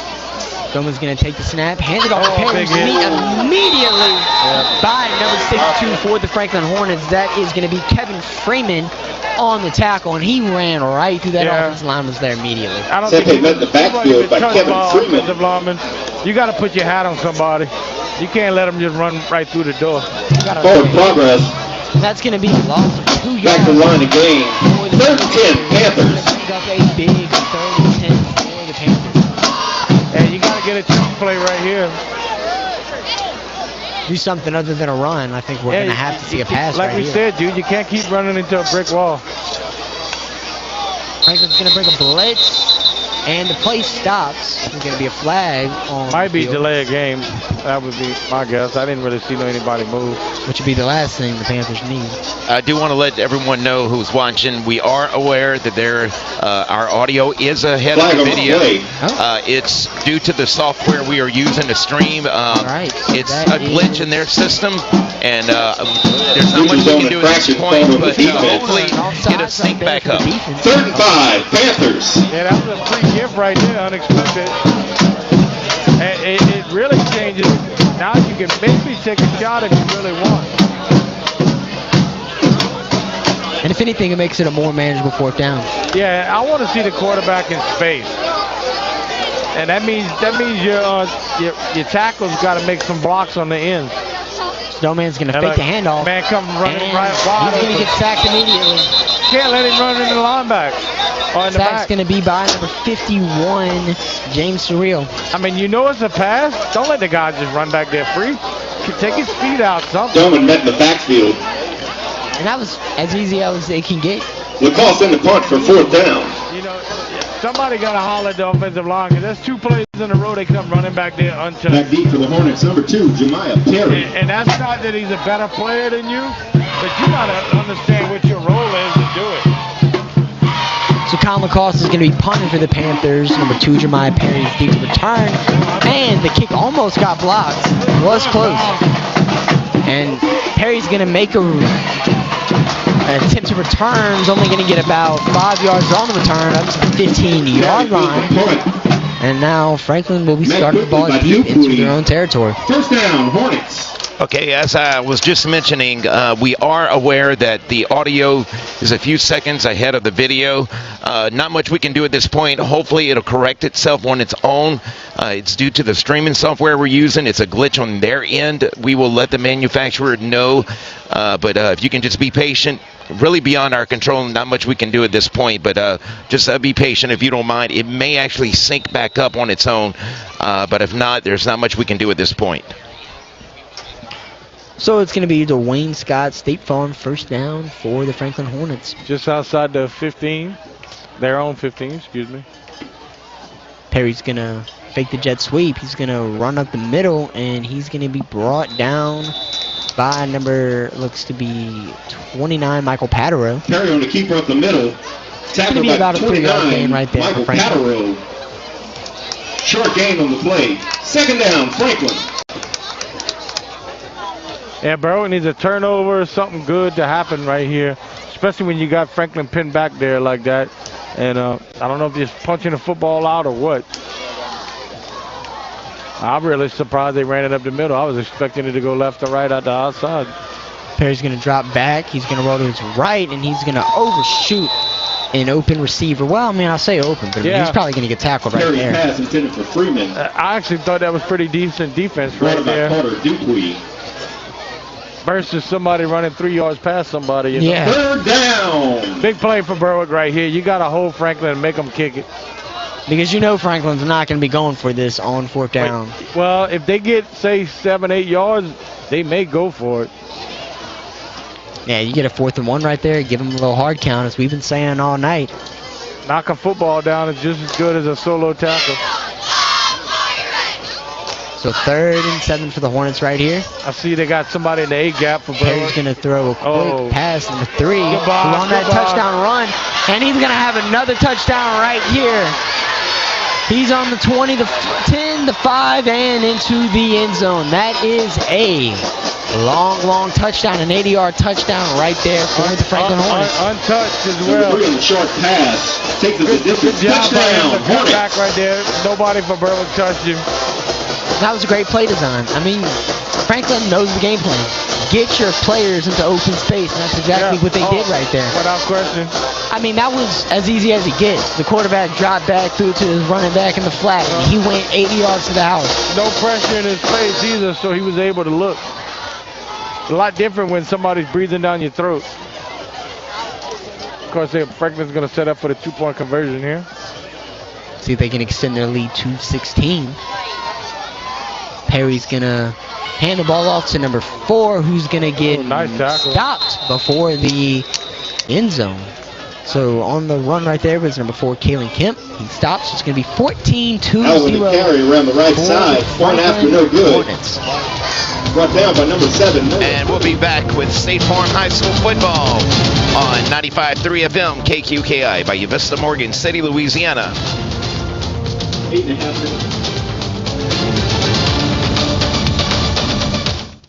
Proven weight loss solutions are now available in St. Mary Parish at the new Bayou Bend Bariatric Center in Franklin. Dr. Johnny Perez offers a comprehensive line of advanced and general surgery procedures, including gastric sleeves and revisions, gastric bypass, and lap band adjustments. Weight loss injections and hormone therapy options are also available. Call 337-471-1215 to schedule a consultation or visit BayouBendHealth.org/bariatric center for more details.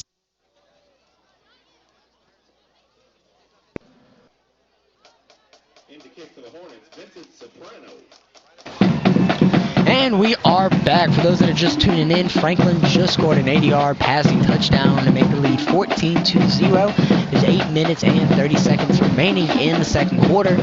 Set to kick for the Franklin Hornets is number 10, Vincent Soprano. Deep to return for the Panthers is 18, Maddox Sampan, 14, Carter Dupree. But as we've seen so far with the 3 kicks tonight, it's not going to reach back there. Both kicks are gone to about the 40-yard line, so let's see what happens right here. Soprano's going to kick it short once again. On the return, looks to be number 30, Leif Bella, who has some space on the outside. Bella's going to break some tackles and is going to get into Hornet territory. On the return. What a return right there for the Panthers. I like the idea of going outside right there. That was actually pretty nice versus trying to just get up the middle. And a nice block right there from number 18, Maddox Sampe. All it takes is one defender sleeping, and then he can run around the edge. He runs pretty good for catching. Yeah, he does. So it's going to be it's going to be a Dwayne Scott State Farm first down. Big drop right here from Berwick, try to get back in this ball game. They need a score right here desperately. Need one. First and 10. Billman's going to hand the ball off to Sampe, who's going to get met immediately. Tackle made on the play by number 57, Vashawn Brown. It's going to be a loss of about 2 yards. Franklin just eating Berwick's lunch right now. It's like, that's probably 4 plays in a row, Jude, that a defensive lineman from Franklin just walked in the backfield. And Franklin's winning this game in the trenches. It's like, don't they tell the offensive line to snap count? I hope they do, because they don't look like they know it right now. And there looks to be some talking with Coach Walker with probably the referee right there. Probably timeout or something right here.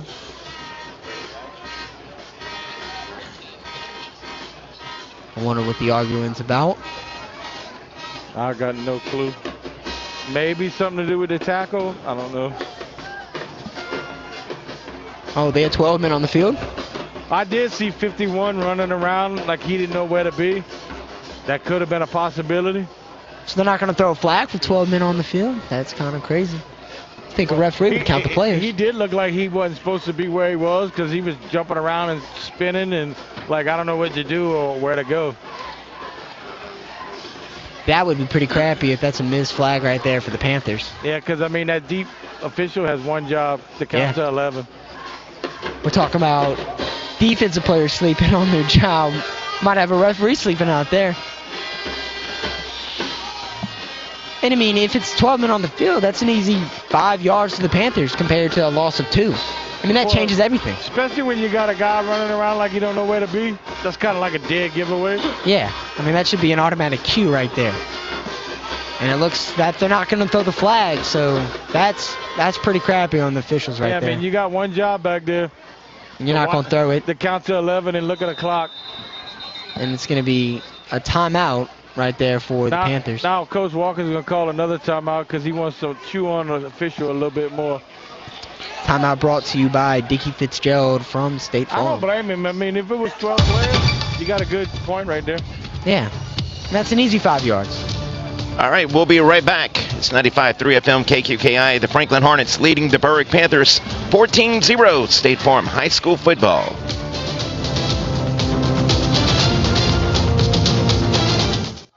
I'm Jason Sino, family nurse practitioner with Tesh Ashton Clinic in Pierre Park. We are proud to offer you family and comprehensive healthcare services, including family medicine, full-service on-site lab, and on-staff certified application counselor and pharmacy services. Tesh Ashton Clinic is located at 3617 Highway 70 in Pierre Park, or call us for an appointment at 985-252-6211. Visit tabhealth.org to find out how Tesh Ashton Clinic can be your primary care medical home.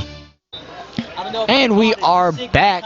It's going to be 2nd and 12 for the Berwick Panthers. They're going to be on Franklin's 49-yard line. Excuse me, their own 49-yard line. Nice. Second down play. It's going to be a run up the middle with Sampe. He's going to get about a good 5 yards right there. Carry up the middle. Yeah, he was hit at the line of scrimmage and kept turning. Actually, had 2 players hit him. And good job of picking up, moving his legs right there. 3rd and 7. That was a great run right there. It's going to bring up 3rd and 7. I didn't see a Franklin defensive lineman in the backfield. So maybe Coach Gilder or somebody got on that offensive line's butt. As he needed to, because they were letting people walk past Like they had free admission into the backfield. You can't be successful if people standing in your backfield. Not a method for success at all. Franklin packs the box right here. It'd be a great time to pass. Yeoman's going to pass it to number 30, Leif Bella. He's going to catch the ball. It'll be a little short. And he's going to be short. First completed pass of the night. Second. At this point, though, you got to go out of bounds on the 38-yard line. Oh, you have to. I mean. And like I said, I know I'm beating a dead horse here. Hard count. 4th and 3, Panthers. It's easier to get a flag first down than it is to run it for 4 yards. And I mean, one thing watching the Panthers in my 4 years here as a student is that they always go for it if they're past the 50. That seems to be their calling card. It always happens. Well, and I don't blame them. When you're down by 14, Jude, you got to do it. You have to. It's a must. This is going to be 4th and it looks about 4 yards. 3 seconds. They're going to have to call timeout. You got to get the play in quicker than that. You at home. Come on. Panthers call timeout. It's going to be a timeout presented to you from Dickie Fitzgerald State Farm timeout. That's actually happened to Berwick twice. They had to call timeouts. You're giving the defense an opportunity to catch their breath. I mean, they could have ran that hard count right there. Very easily could have.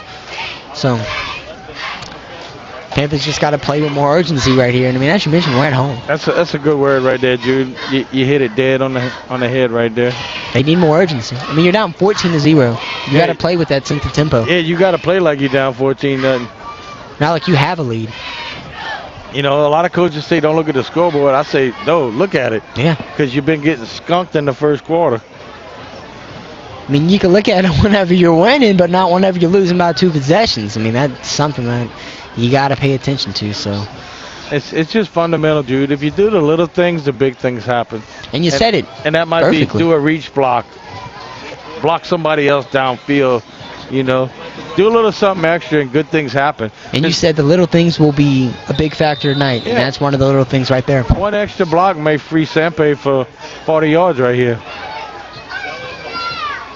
Sonoma's going to take the snap. I think they jumped offside. Hands it off to Maddox Sampe, who's going to get the first down. No offsides, it seems to be called, but a first down no matter what. That's going to be a Dwayne Scott State Farm first down. Actually, the end for Franklin, number 5, ran himself out the play. He runs upfield. Sampe does a good job, puts his foot down, and just cuts right in. And a linebacker has to come up there and make the play. Good job by Sampe to read that. Because if he tries to go to the outside, he may get tackled for a loss. And that was a massive 4th down conversion here for the Panthers. Sonoman's going to hand the ball once again to Sampe. You got to block. And hands it off right into a brick wall. I mean, the number 51 is probably 200-plus pounds playing over the nose guard. And he almost gets to the quarterback before Sampe does. No excuse for that. Got to block the man. Number 55 on the tackle, Aaron Lightfoot. We will be at a Dickie Fitzgerald State Farm timeout. This is going to be a heat and humidity timeout. And, I mean, Doman, we talked about it earlier. He has to start making, the reads. He can't just hand it off every time. If he sees that defensive lineman right there, pull it, run it. Yeah. I mean, that play's not going to go anywhere. Why not try to get some yards yourself? Number 1, your offensive line got to make that play. Yeah. Flat and simple. I'm not going to sugarcoat it. If you don't make that play, you ain't going to win this ball game. You got to start blocking people up front. You have to. Because all you're doing is putting pressure on your quarterback, begging for somebody to mishandle a ball and get a fumble. I mean, the guy's right in front of you. Block him. And it's not a great sign whenever majority of your plays can't even happen. Like, Sampe can't even get to the line of scrimmage because the defensive line's back there. And when they're back there 4 out of 5 plays, that ain't a scheme. That's effort. Yeah. I mean, you can scheme all you want. If you're not willing to block somebody, they're going to eat you alive all night long. I mean, you said it. I mean, you can scheme, but if you can't block, even better scheme don't matter. Even better could be All-American-esque scheme. Yeah. And I'm 53 years old. So 2nd and 12. It's going to be a handoff to Sampe. Good job and the offensive line blocks, and he makes some good moves, and it's going to be a positive gain for the Berwick Panthers. Ball's going to be at around the 32-yard line. Franklin's 32-yard line, and it's going to be a 3rd, and it looks to be about 5 right here. Yeah. 3rd and manageable. I'll give credit where credit's due. Good job by the left guard and the left tackle on Berwick's offensive line right there. All Sampe wants is an opportunity. Just give him a crease. And we've seen him in open space a couple times tonight, and whenever he has the chance to make moves, he makes those moves. So on 3rd and 5, he's going to once again hand it off to Sampe. And he's going to push his way close to the first down. I think he's got it, Jude. Looks like the officials are marking him short. They're going to mark him about an inch short, it looks to be.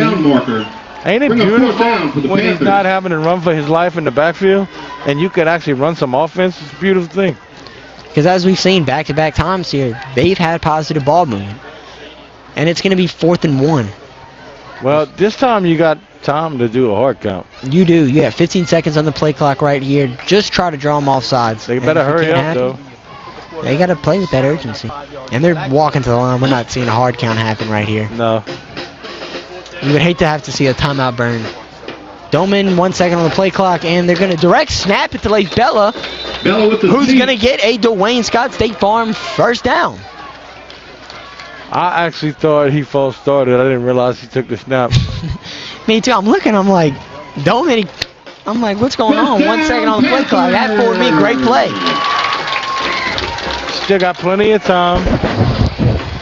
But you got to tell your lineman, man, just get on somebody. Hold them up just a little bit. Let me have an opportunity to do something spectacular here.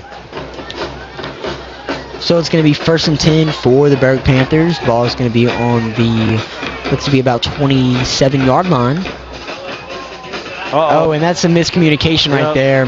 Doman's going to overthrow it to Bella. He looked left and nobody was home. Bella's supposed to run the other way, it looks to be right there. And there was space on that left side. Yeah, he had room. I was just thinking what you said, Jude, because he had a little space right there. I don't know if he gets the first down, but it's definitely a positive play. And it's an easy throw. You know? It's hard to mess that up. Just a little throw in the flat. That's all you got to do. And Doman's sprinting back to that line. And that's one the Panthers definitely wish they could have back. Yeah, that's a killer right there. They don't have no hurry-up offense, that's for sure. No. I mean, every play clock's going under 5 seconds. And it's going to be another run, and he's going to get hammered. Sampe gets hammered by number 62, Kevin Freeman. Another unblocked defensive lineman. If I'm Sampe, I'm screaming at these guys in front of me. Block somebody. You're going to get my head knocked off. And they're going to start doing that concussion protocol on him soon. That was a straight lick right there by number 62, Freeman. Oh, yeah, that's totally unblocked. And now it's going to be 3rd and 12 for the Panthers right here. Got to have a big chunk play right here. Have to. More than likely going to be a pass. Doman's going to fake the handoff to Sampe, step up in the pocket, and he's going to be brought down by number 62, Kevin Freeman once again. And a drive that was promising for Berwick is now ended up in a 4th and 15. Yeah, I think when he looked up and didn't see anybody, he should have took off. He waited, and maybe he gets close to the first down. And at the end of the day, this is 4th down territory. This isn't the NFL, you know. Oh, yeah, You're not kicking field goals. They're pinning their ears back right here. And Franklin's thinking keep everything in front of them. They should be playing a zone where they can look at the quarterback. And Berwick's going to have to try to throw it deep, or maybe they try a screen pass. They've tried those screen passes a couple times in these games, and it's honestly worked, but let's see what they do right here on 4th and 15. Doman's going to take the snap, drop back in the pocket. Yeah. He's going to scramble to his right, and he makes a man miss. He's going to run, and he's going to step up, and that ball's loose, and it's going to be a fumble recovered by the Hornets. They're going to actually call it an incomplete pass. So turnover on downs for the Berwick Panthers, and once again, the offensive line was the reason that play went dead. Yeah. Early actually, I thought it was a screen because they got back there so quick, Jude. I was like, it appears they're not going to block them, and they didn't. It wasn't a screen. It was just because they didn't block. And that's something you can't have on 4th and 15. And you know, I know I'm hard on the line, Jude, but I played it. And I know you have the right to be hard on that line. It takes effort to play offensive line. You got to really want to block somebody. If you think, oh, if I just stand there, they're going to not make the tackle, you crazy. Your job is to protect that quarterback. And you got your running back. And your running back, which they have not done either so far tonight. Number 63 sprinting on the field for Franklin, Burnton Hiltz. Number 10, Soprano. The kicker's going to be sent in motion. There's going to be a flag. Yeah, legal motion. Franklin's going to back him up. The running back took off early. So going to be a 5-yard loss right there for the Hornets, and it's going to bring up a Dwayne Scott State Farm first down for Franklin.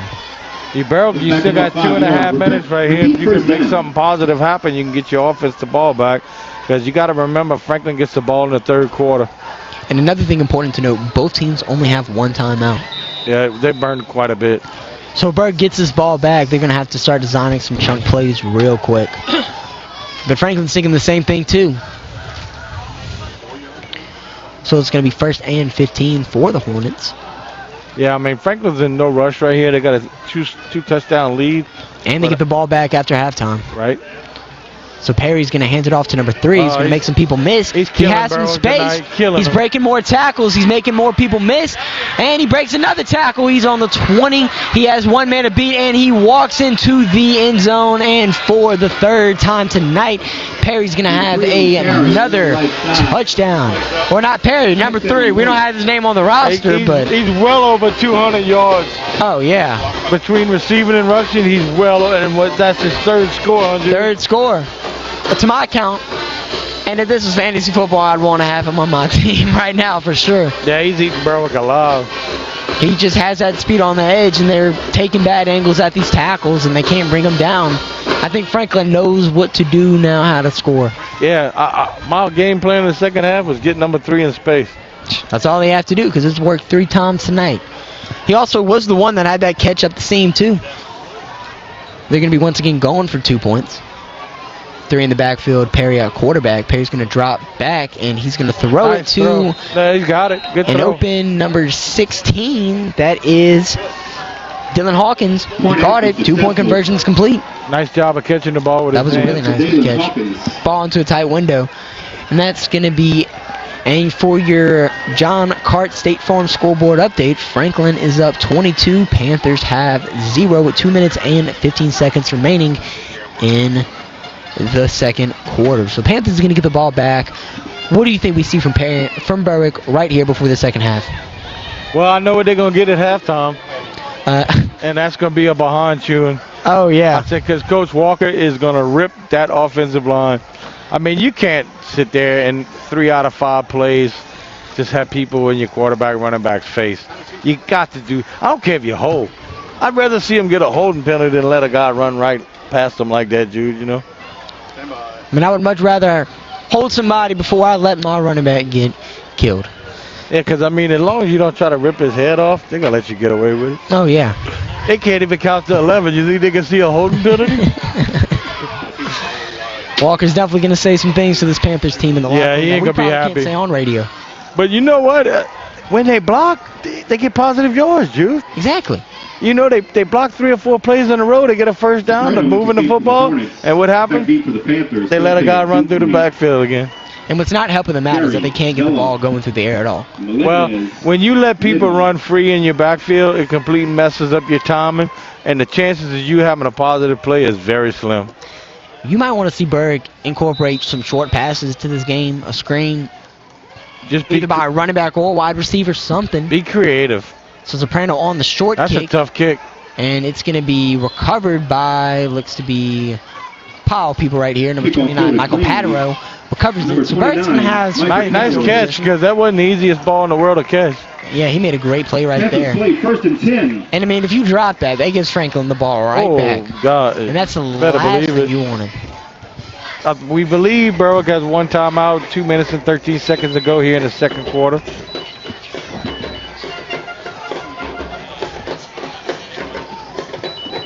So we're going to have a Dwayne Scott State Farm first down for the Berwick Panthers. They're on their own 43-yard line right here. It's my sensor going off.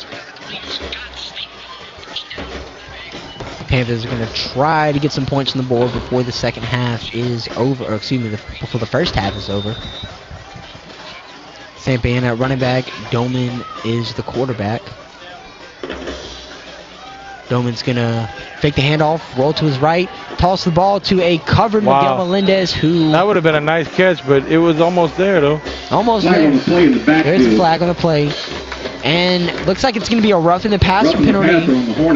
Run the Hornets. That's a free 15 yards to the Berwick Panthers right there. Yeah, that'll push them over the 50 right there. Maybe something that could spark some momentum. You know, maybe just a pump fake, Jude. Yeah. And throw a deep pass. I mean, Franklin's got no reason to play back. They're going to jump on everything. You're up by 3 scores. As a defense, you don't think you could be beat. You know, do a little pump fake or something.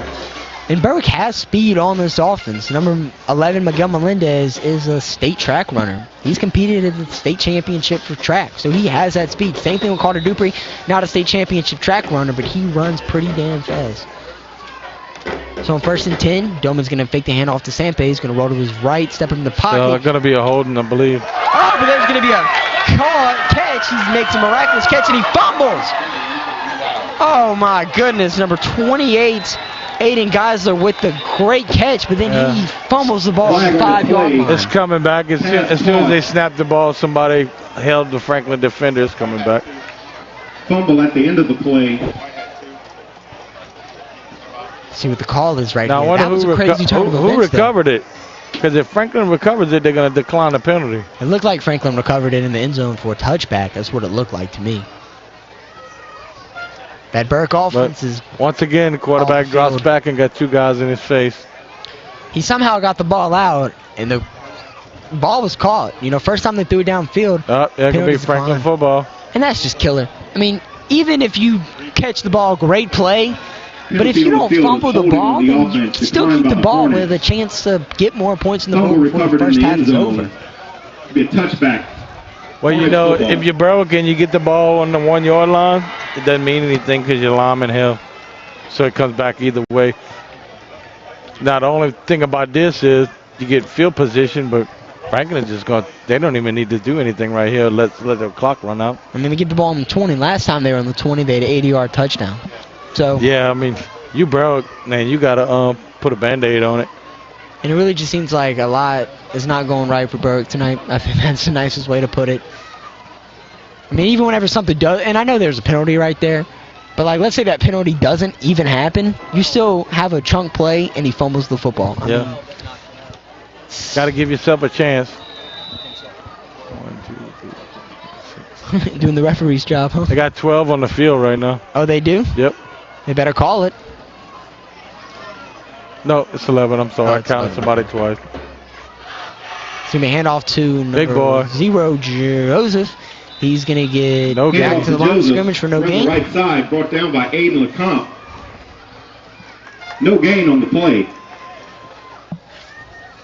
I'm actually going to say he gained about a yard. That's kind of a mercy play by Franklin right there, up by 3 scores. They might be just trying to run the clock out. Yeah, to give it the 0 right there. I mean, of course, if he breaks it, they're going to let him run, but. They would probably catch him, though, number 0. Oh, they're going to throw it quick to number 16. I think it bounced, huh? Yeah, it did bounce. That ball went incomplete. Low throw right there. Perry's pass intended for Brown, incomplete. 3rd and 9, Hornets. So it's going to be a 3rd and 9 for the Franklin Hornets. And the clock stops right there. I mean, if Burke can, force Franklin a punt, maybe they can get the ball back and do something. Well, maybe. If you stop them here on 3rd down and use a timeout. Of course, yeah, they have to stop him. That's the main thing. They send number 0, Joseph, out, so they're going to have to play 5 wide. Perry's going to drop back. He's going to roll to run. Right. I can't believe he didn't run. Number 3, who makes some people miss. And that's terrible. You got to tackle somebody. He's shrugging people off. Oh, come on now. That's another 79-yard touchdown for number 3. This dude got 4 touchdowns in 1 half. And he has those 4 touchdowns because Berwick is not tackling him. Exactly. They could have had him stopped well before the 50-yard line. Actually, yeah, short of the 1st down. Short of the 1st down. It would have been a 4th and 2 for Franklin. And chances are, Franklin kicks the ball. Yeah. Because they really have no reason to go for it right there. At all. They know the defense is probably going to make a stop. And so now that's just poor tackling effort right there. Effort, Jude. Poor effort. You got to wrap up. They're just, getting all these arm tackles This guy is over, and somebody please tell us who number 3 is, a Franklin fan, but he's over 200 yards all purpose. Easy. We want to give this guy credit, but he's not on the roster. I don't know if that's a typo or mistake from the coaches, but if he ain't the St. Mary Parish Player of the Week, I want to know who outdid him.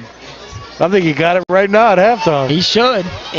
And Perry's going to work his way into the end zone, and it's going to be a 30-point lead for the Franklin Hornets.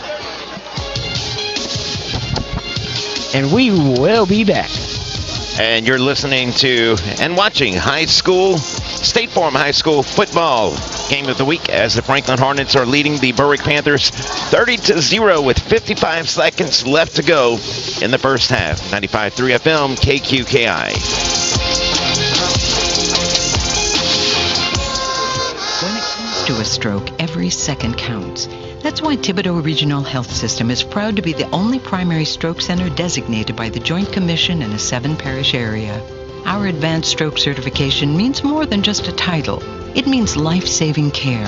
From diagnosis to treatment and recovery, our experts and technology are set apart. At Thibodaux Regional, our commitment is to your best outcome because when it comes to stroke care, every detail matters.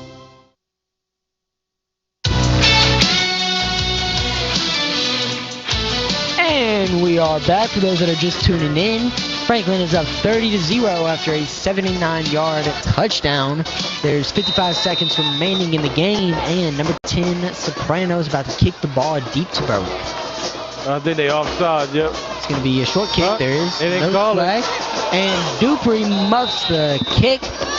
He's going to be able to fall back on top of it, and it's going to be the Panthers ball on about the 23-yard line, their own 23. That makes me laugh, dude. The guy was so far offsides, he stopped to go back, and he's standing in front of the official. Come on, man. What are you looking at? I mean, these officials are... I think that's a nominee for the Come On Partner Award. I mean, he's so obvious he stops because he realizes he crossed the line and goes to go back. And that's the second time tonight the officials have missed a blatantly obvious call. Yeah, I mean, come on now. I mean, you have the 12 men on the field for Franklin on defense, and then you have the offsides on the kickoff. 2 easy calls to make. Right in front of you. Easy calls. That's not a judgment call like a holding or something like that, or defensive pass interference. That's textbook. So it's going to be a State Farm, Dwayne Scott first down for the Panthers.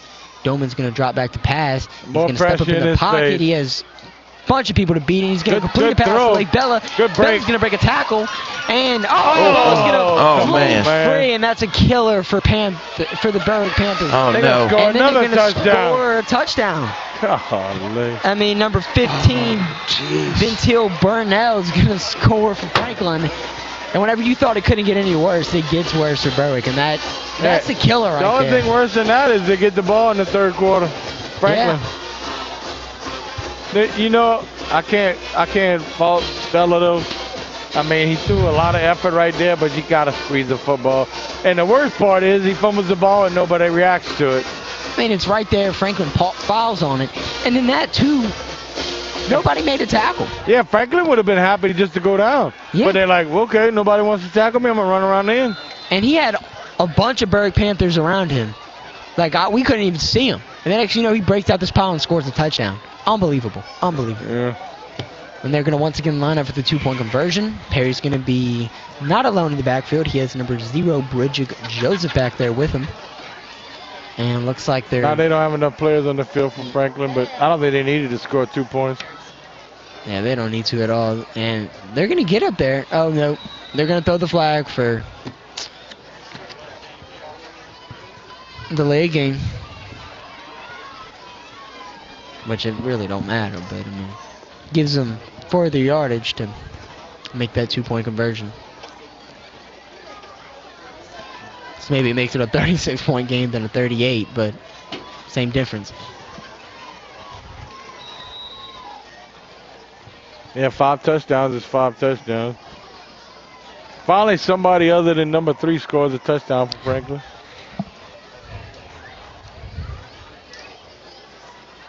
So Perry will once again Joseph in the backfield. He's going to take the snap, roll to his right, throw to an open receiver, and that ball was right through his hands, was a bit low. No good. Point after is no good. And with 32 seconds left on the clock, Panthers are going to have a chance to maybe score. But if I'm Burke, I'm just kneeling it, going to the locker room, reassessing your thoughts. I mean, don't make it even worse. All right, we'll be right back at State Farm High School football with the What a second quarter, though, right Franklin. Hornets leading 36-0 over the Panthers. State Farm High School football game of the week on 95.3 FM KQKI Bayou Vista, Morgan City, Louisiana.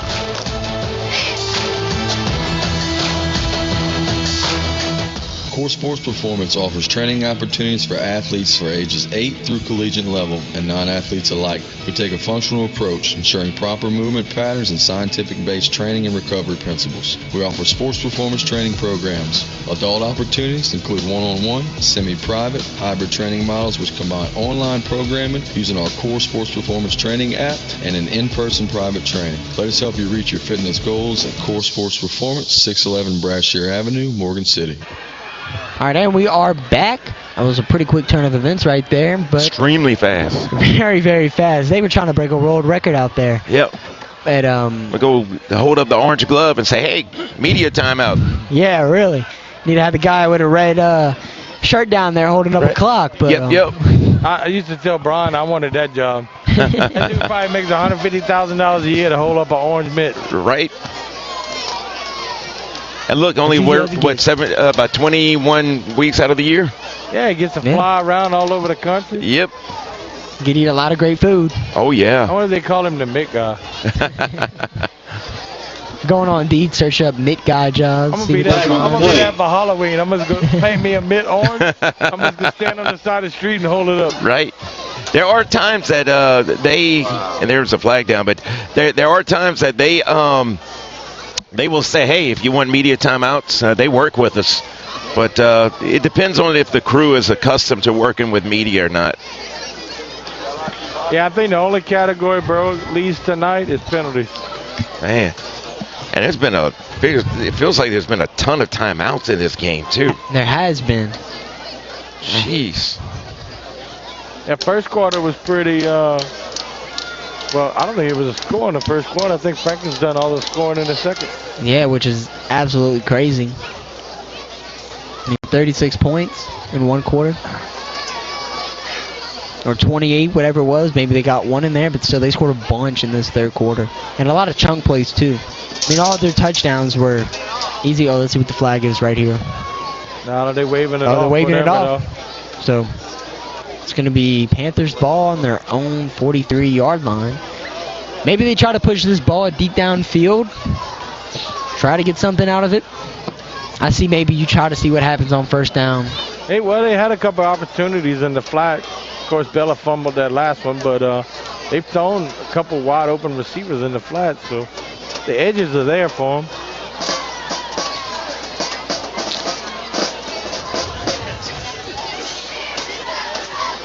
Walker talking something over with the referees. If you, Franklin, especially as a defensive back, you can take chances. You're up by 5 touchdowns. You know, if you want to take a chance on a ball or something and Berwick gets a big play out of it, I mean, you're up by 5 touchdowns. You got big cushion. So, I mean, they can be very aggressive back there.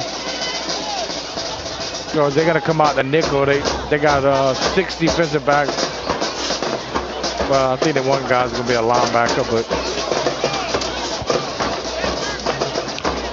So let's see what happens for the Panthers right here on first down. Yeah, I mean, I play zone, get Berwick the short passes, and make them earn make them move that clock. Yeah, just play everybody deep. I mean, if you give up a 10-yard slant over the middle, so what? I mean, you got 30 seconds left. One timeout for Berwick. Ain't a big deal. Play soft, and that's exactly what they're doing right here. Playing about 8 yards back. And it's going to be a run. Man, come on. Run up the middle that goes nowhere. 62 destroyed the running back. I think he hit him before he had the football almost. Almost was another fumble for Berwick. 62 for the Hornets being Kevin Freeman. And actually, there's going to be a flag right there. Hey, he might have hit the running back too hard. I didn't see him throw the flag either. It just happened. But first and 10 for the Panthers. It's going to be a Dwayne Scott State Farm first down. According to the sideline. Oh, yeah, first and 5. Excuse me on that. I don't know what it could have been, but yeah, they didn't even throw the flag, or at least I didn't see. Oh, and that's a hard count. Is that a hard count? I think that was a hard count. I might have to look at the video replay. Well, you got your wish. They must be listening somewhere. Sometimes, Jude. Well, that's a free 5 yards right there, and now they're across the 50-yard line. Somebody wake the chain gang up. Come on, move it, man. Move it. Let's go. Hustle. They're not used to this much movement tonight. There is no way you could have ever got me to do that at a football game. That is about a dangerous thing to do. I mean, you see on TV all the time, these chain gang people getting absolutely drilled. They get crushed. I mean, they got no pads on. You got these athletes coming at you. Oh. You're 40-something years old. Jeez and moly. And then the Panthers are going to lose that 5 yards that they just gained on a false start. And, I mean, you know you're doing the hard count. Why jump? I mean, maybe they don't do it as much, but... Tell you what, Coach Walker must be losing his mind down there. I tell you what, I don't know if he can better talk when he gets out the locker room. Jeez. And then he got a whole lot to complain about. And now it's 1st and 15 after you just got a free first down from a penalty. I mean, that's just not what you want to see. You got to be mentally tough, Jude. Have to be.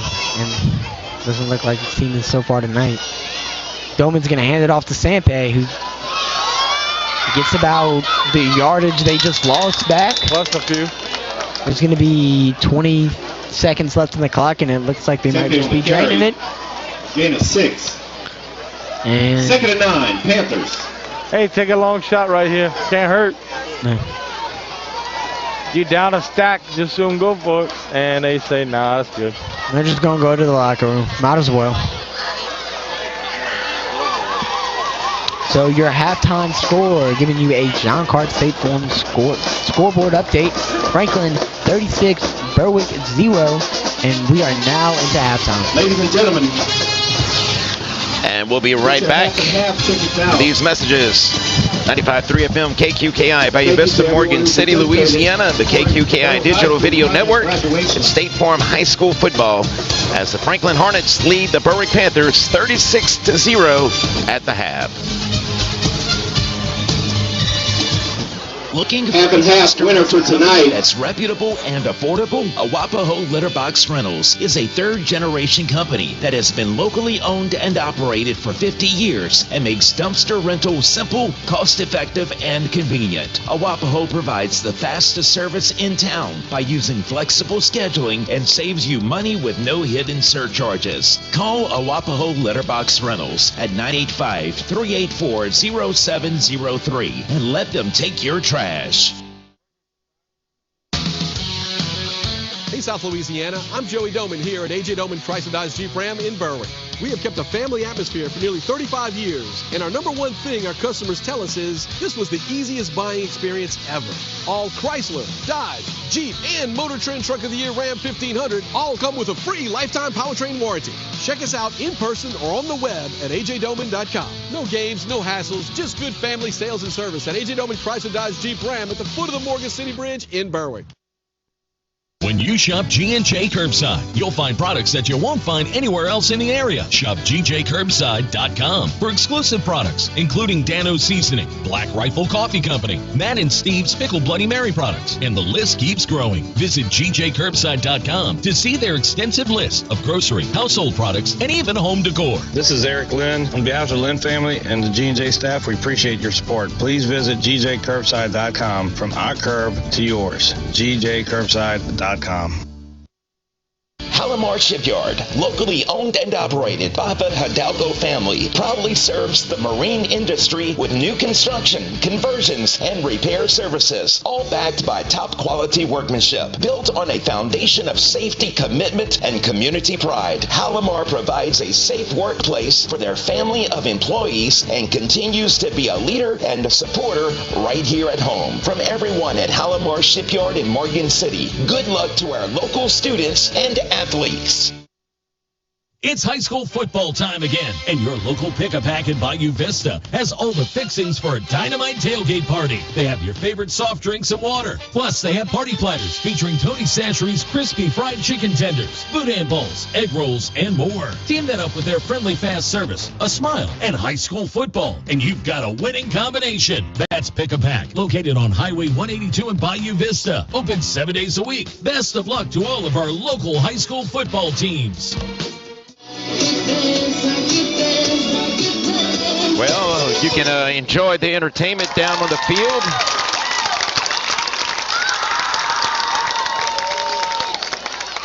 Got some little cheerleaders, or dancers. And next, for your halftime entertainment, please welcome the Berwick High School Top Cats, under the direction of Lauren Mott, with field leadership by Captain Mackenzie Lynn. Tonight, they're bringing the energy with a fun and funky palm routine. Get ready to groove tonight with the Top Cats. And here come the Top Cats onto the field.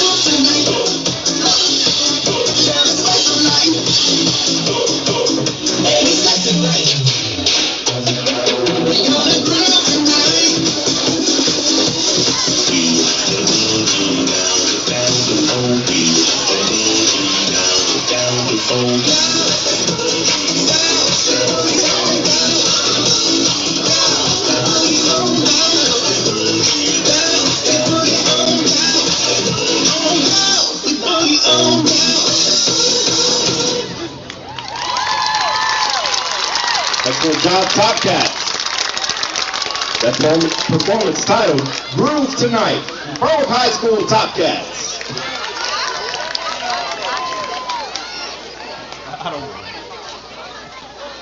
And we'll be right back. 95.3 FM, KQKI, Bayou Vista, Morgan City, Louisiana.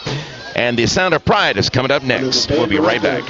DJ McCarter. Just a game. It's a way of life for a lot of us. That's why at St. Mary Golf and Country Club and Bogey Free Golf, we have teamed up to give you the best of both worlds. I'm Barry Bone, the general manager of St. Mary Golf and Country Club and owner of Bogey Free Golf. If you're ready to come try out one of the best 9-hole experiences in the area, come give St. Mary Golf and Country Club a chance. If you need your golf clubs repaired or a new set of clubs, we can also take care of that for you too. Two great experiences are located just minutes away from you, right across the street from Berwick High School. St. Mary Golf and Country Club, your local spot for everything in golf.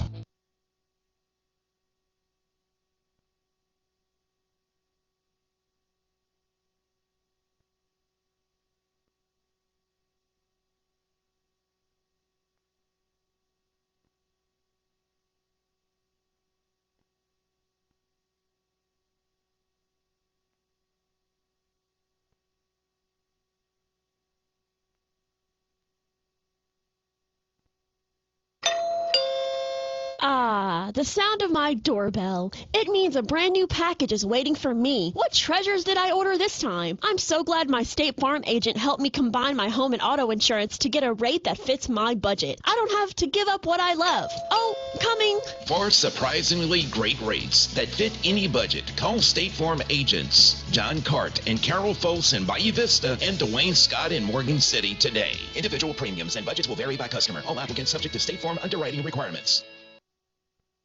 Central Boat Rentals, locally owned and operated, has been providing safe, reliable, and cost-efficient marine transportation services to the Gulf Coast since 1967. They offer a wide array of vessels, barges, repair facilities, and docks. Central Boat Rentals is a proven service provider, employer, and community partner in South Louisiana. Good luck to our local students and athletes in the classroom and on the field. From your total marine service provider, Central Boat Rentals.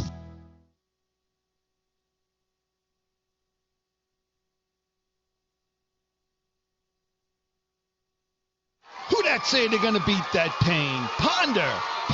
Head pain. Neck pain. Shoulder pain. Arm pain. Elbow pain. Wrist pain. Back pain. Hip pain. Leg pain. Knee pain. Ankle pain. Foot pain. Shingles pain. Jimmy Ponder Jr., MD, and the pain relief experts at Headache and Pain Center in New Iberia in Gray, Louisiana can help you find relief from your pain. Now you know who that say they're gonna beat that pain? Me, Jimmy Ponder Jr., MD, and the pain relief experts at Headache and Pain Center. Call for an appointment. Charlie's Pawn Shop in Morgan City has just about anything and everything. Charlie's is fully stocked with guns and ammo, musical instruments, and accessories including guitar strings, tools, electronics, and more. Shop often because there's always a new selection at Charlie's Pawn Shop. You can also take advantage of their convenient layaway plan. Charlie's Pawn Shop, across from Walgreens, at the corner of 7th Street and Brashear Avenue in Morgan City.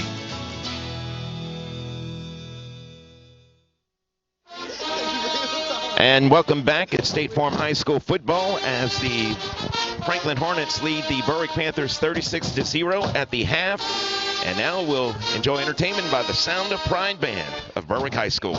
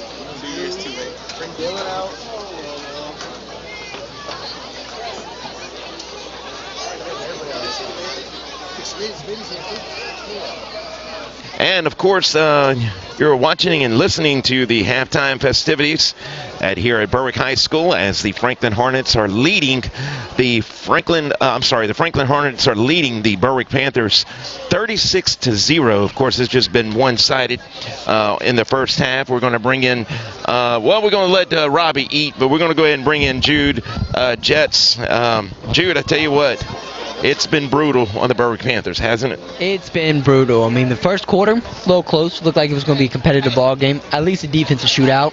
Did not happen. Second quarter came around. Franklin, well, they started out the game with 0 running back sets, and they were just running these screen passes and quarterback runs, and it really wasn't working for them. They incorporated running back number 3. We figured out his name is Sean Lightfoot, and he's just been tearing this Panthers defense up. I mean, they put him to the side, get him outside. He's outrunning this Panthers defense. He's breaking tackles left and right. I mean, it's just been a brutal showing for the Panthers defense. And the offense hasn't been much better. I mean, they haven't been able to get anything going. And a big part of that is because of the offensive line. Right. The offensive line isn't blocking. I mean, half the time, the defense is back there before play can even happen. They haven't been moving the ball downfield. They maybe attempted 5 passes all night.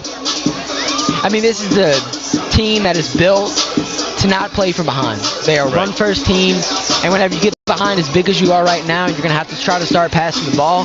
It's just not a recipe for success. So let's try to see what Berwick can do in the second half, try to get some points on the board, but chances are we see this clock start running, because if Franklin gets 40 points, and that clock will run and run and run, and we'll be out here in 20 minutes. So yeah, they did say 42 points. 42. If Franklin gets 42 points, they will run the clock. They do get the ball back, I believe, at the start of the third quarter. Yeah, they do. Berwick had the opening kickoff, so Franklin's going to have a chance to put some points on the board early, and that clock might start running with 11 minutes left in the fourth quarter as far as we know.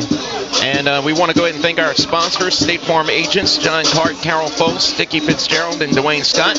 Our title sponsors, Walk On Sports Bistro in Thibodaux, Conrad Shipyard, Patterson State Bank, Taco Bell, Bayou Bend Health System, Tesh Action Clinic, Thibodaux Regional Medical Center, Core Physical Therapy and Sports Performance, Awapaho, Letterbox Rentals, A.J. Doman, Chevrolet, Chrysler, Dodge, Jeep and Ram, GJ Curbside, Hallamar Shipyard, Pick-a-Pack, St. Mary Golf and Country Club, and Bogey Free Golf, Central Boat Rentals, Headache and Pain Center, Best Jewelers, and Charlie's Pawn Shop and Lafayette Electric. And just mentioned the A.J. Doman family of dealerships, and I do see the Doman family down there.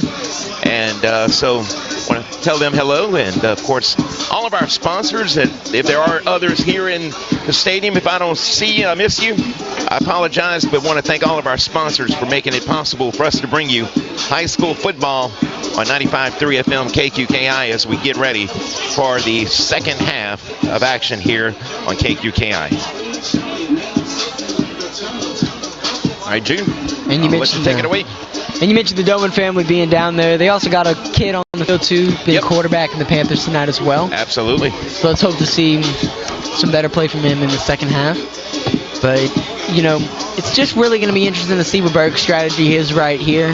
You know, if they're just going to try to come back from this thing, which isn't entirely out the book, but who knows at this point. But just got to wonder what the goal for them is going to be in the second half. I do want to say that something that has gone right for the Berwick Panthers tonight is the concessions. Burgers and fries, top notch, always in Berwick. At least we got that going for us. Right? Absolutely. Might not be the best game, but at least you got good food to fill you back up. That's the most important thing. So. That's exactly right. And, oh, by the way, speaking of food, I want to say congratulations to the Kiwanis Club of East St. Mary on a very, very good wild game dinner last night at the Morgan City Municipal Auditorium. Had to be at least 1,000 people there. Had 16 I guess, teams cooking. I mean, we really enjoyed it. Of course, Robbie Betty Bowers, his team, the Bayou Outdoors Foundation, was there. They had some incredible exotic egg rolls. Exactly what was in those egg rolls, Betty? It was a big antelope that a young man killed a few months ago. Yep. That has heart issues, and praying for him because he's actually in the hospital getting a procedure done. Will do. And but that's the fastest I've ever seen 24 dozen egg rolls fly off a table, bro. Yes. And also we had some cornbread that was made with duck eggs and jalapenos. Very good. But, man, anything you can imagine made with wild game. They had seafood. I mean, you name it, it was good. And I highly encourage you, if you've never gone to the Wild Game Dinner, I think this is my 3rd year in a row, and I don't plan to miss another one. Oh, it's a lot of fun. As a matter of fact, we go to a lot of events throughout the year. I go to a lot. It's by far one of my favorites, and it's not putting anyone down, but it's so much community there, community spirit there, and of course, you know me, I'm going to find the food, and it is incredible. For $25, you get to eat samples from, not just samples, big samples from 16 teams. Yeah, if you want a ticket, just call Dale Rentrope. He'll hook you up. Oh, Dale will hook you up. Yep, and I love interviewing Dale. So I highly encourage you next year. Next year, I want to take you on a virtual tour of the kitchen. I tell you what, Brady, I don't know who cooked that crab and shrimp stew. Oh, man, it was good. That was the St. Mary Parish Sheriff's Office. It was good. That stuff was really good. Nick did a good job. I'm going to give Nick a little credit. Not just Nick, but the St. Mary Parish Sheriff, Gary Driscoll, because I went to the Sheriff's Office yesterday, and I walked in, I smelled it. I said, oh, man, something smells good. And then I ran into the sheriff before our big interview, and he said he was cooking. And I didn't know what they were cooking, but, man, it was good stuff. It tasted good, I can tell you that. I'm getting some FOMO right now listening to you guys talk about all this food. That sounds amazing. Man, it was good. Dude, you walk around rubbing your stomach going, what's next? Yes, indeed, man. Ooh. And, I was actually close to the auditorium yesterday. I went and played tennis right next door. Right. And I'm sitting here, I'm wondering, what's going on at the auditorium? I didn't know what going on. I see all these tents. I smell all kind of good food. I should have went and checked it out. Absolutely. Definitely make it a priority next year. I think you got to be 21, though. No, you don't. You don't? No, I guess not. Well, I brought my son, Braden, and he's... I know they had adult beverages. Okay. Well, yeah, I mean, to drink an adult beverage, absolutely, but probably put a wristband on you or something. I wasn't worried about that. I was worried about a bowl of food. That's all. I don't drink alcohol anyway. I got me a Sprite, and I was good to go. Hornets to receive the kick in the second half. So the second half is about to begin. Panthers will be kicking it off for the first time tonight. We've not seen their kicker out there yet. Colin Lacoste is going to be the kicker for the Panthers. Back to return for Franklin is looks to be number 2. I think it's the first Jemiah Perry. Kick of the night for Berwick, huh? It is. Very first night.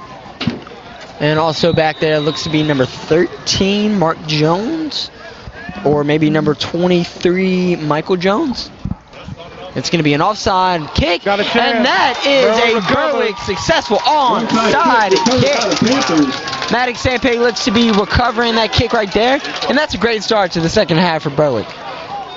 You know what he did, Jude? Panthers. He tried to run it back. He outran the kick, and he was trying to take it to the house. He had his mind on that end zone, and that's what got him. He took his eye off the ball, and he had his eye set on that end zone. It hit him in the hands. He left it behind him. I was just thinking a little Sean Payton Super Bowl magic right there. That's exactly what that was. And I mean, you're down by a lot, a good bit, but an onside kick to start off the quarter, the half. And it was actually definitely helps a pretty good kick. It was a good kick. That was a really good kick.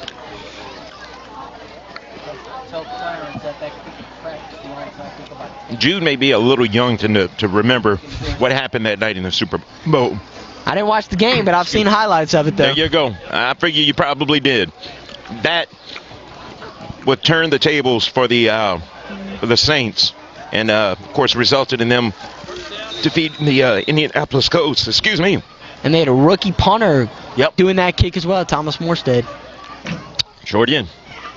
So Doman's going to pass it over the middle. Miguel Melendez, he's going to haul it in, and he has some room. And Melendez is going to take it into the house for a Berwick Panthers touchdown. That's going to be a 51-yard touchdown completion for the Berwick Panthers in this second half. Could not have got off to a better start. I mean, I don't want to be a mind reader, Jude, but I think I called that play about 2 quarters ago. And guess what? Finally threw it. And it worked. That's a 51-yard touchdown from Vincent Doman to Miguel Melendez. I mean, that's exactly what you want to do coming out of half. That's exactly. You surprise them with the onside kick. Get the ball. Yep.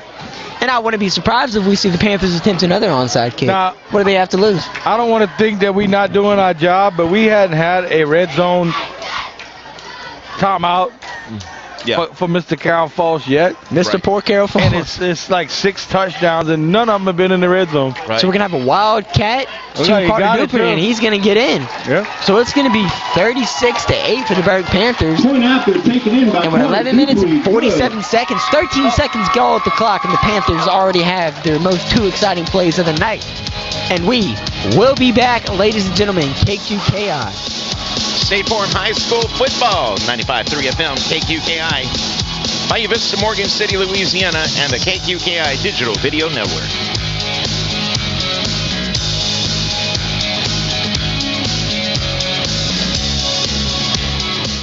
Lafayette Electric offers a fully stocked storefront and expansive warehouse for many major manufacturers, from the smallest residential or the largest commercial needs to sophisticated offshore marine and industrial products. With over 30 years of experience, the friendly staff at Lafayette Electric prides themselves in providing excellent service and expert knowledge. See what your locally owned Lafayette Electric can do for you at 1207 Greenwood Street in Morgan City. 95.3 KQKI.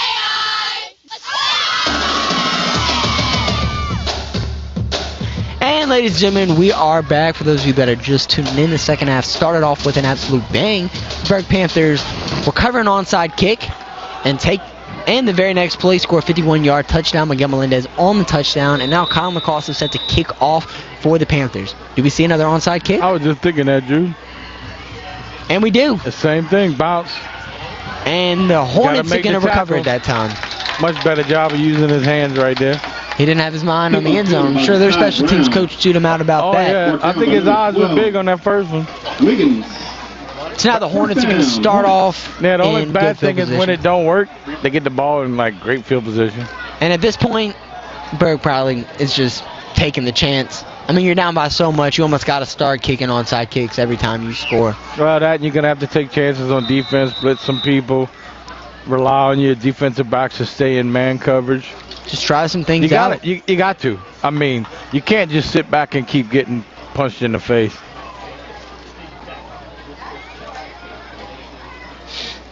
So it's going to be a 1st and 10 for the Franklin Hornets in Berwick territory. Soprano's going to be sent in motion, and Soprano's going to keep the ball, and he's going to be tackled. Really nice tackle right there by number 18, Maddox Sampe. The Panthers seem to be playing with some new energy in the second half. That running back didn't run the ball like he was very comfortable. I don't know. It looked like he was almost like waiting to get hit. Yeah, he was not. Didn't look too aggressive with that. That was number 10, who's also the kicker. And Sampe picked him up like a rag doll. That's actually a freshman right there. That might be his first ever touch. It's going to be a keeper from Perry. Yep. Perry's going to get wrapped up by number 30, Leif Bella, but it's going to be enough for a Dwayne Scott State Farm first down. Brought down by Bella. Enough for a first down for Franklin. That was a nice quarterback keeper right there from Perry. Yep. Just all he did was take with the defensive end crashes. He's going around the corner. Read the defense perfectly right there. It's so hard when they actually read it. It's so hard to defend. I mean, you got to have linebackers filling holes. Especially when you have a fast quarterback. I mean, sometimes there's nothing you can do, and that's just the crazy truth about it. So Perry's going to hand it off to number 3, Deshaun Lightfoot. Good blocking on the edge. Who has 4 touchdowns already. He's going to break another tackle. God. He stumbles, breaks the tackle. He's at around the 20-yard line, and he's going to be brought down, but it takes 3 Panthers to do so. I bet he's broke 20 tackles tonight. Had to. Might even break a state record if they even keep track of broken tackles. That's insane. And he's close to the red zone. Are we going to have a Carroll Falls State Farm red zone? It's almost, Jude. Hold on. 21-yard line. We need a little longer. Carroll, we're trying, man. We're rooting for you, Mr. Carroll. Just do a QB sneak to get in the red zone. Something. That would actually be a pretty bad play call. But hold it. That's just going to be 1st and 10 from the 21-yard line. I think we might make it. Watch Berwick going to get a big loss. So it's going to be Lightfoot once again, rolling up the middle, and he's going to almost get broken down, and he's going to waltz into the end zone for another touchdown. I think that's 4 touchdowns, huh? 5th one. That's 5? 5th touchdown tonight from Deshaun Lightfoot. I don't know if he'll ever have a game like this again. This is something he's going to tell his grandkids about. What a performance. Carroll, we tried, but you know what? We're going to give you credit anyway. Yep. It was close. I know. We didn't get it, did we? I know. We didn't. They scored. All right, Carroll. We're just going to say they were close to the Carroll Falls State Farm red zone. Because, I mean, we don't want to leave Carroll out. He's a good guy. It's kind of crazy that you could go an entire half and nobody get in the red zone. Right. That's kind of crazy. That is insane. I wonder if that's ever happened. I mean, it's definitely happened before, but it doesn't happen very often. Perry's going to roll to his right, and he's just going to walk into the end zone. So it's going to be a 44-8 lead for the Franklin Hornets with 9 minutes and 37 seconds left in the third quarter. And we'll be right back. State Farm High School football on 95.3 FM KQKI, Bayou Vista, Morgan City, Louisiana, and the KQKI Digital Video Network.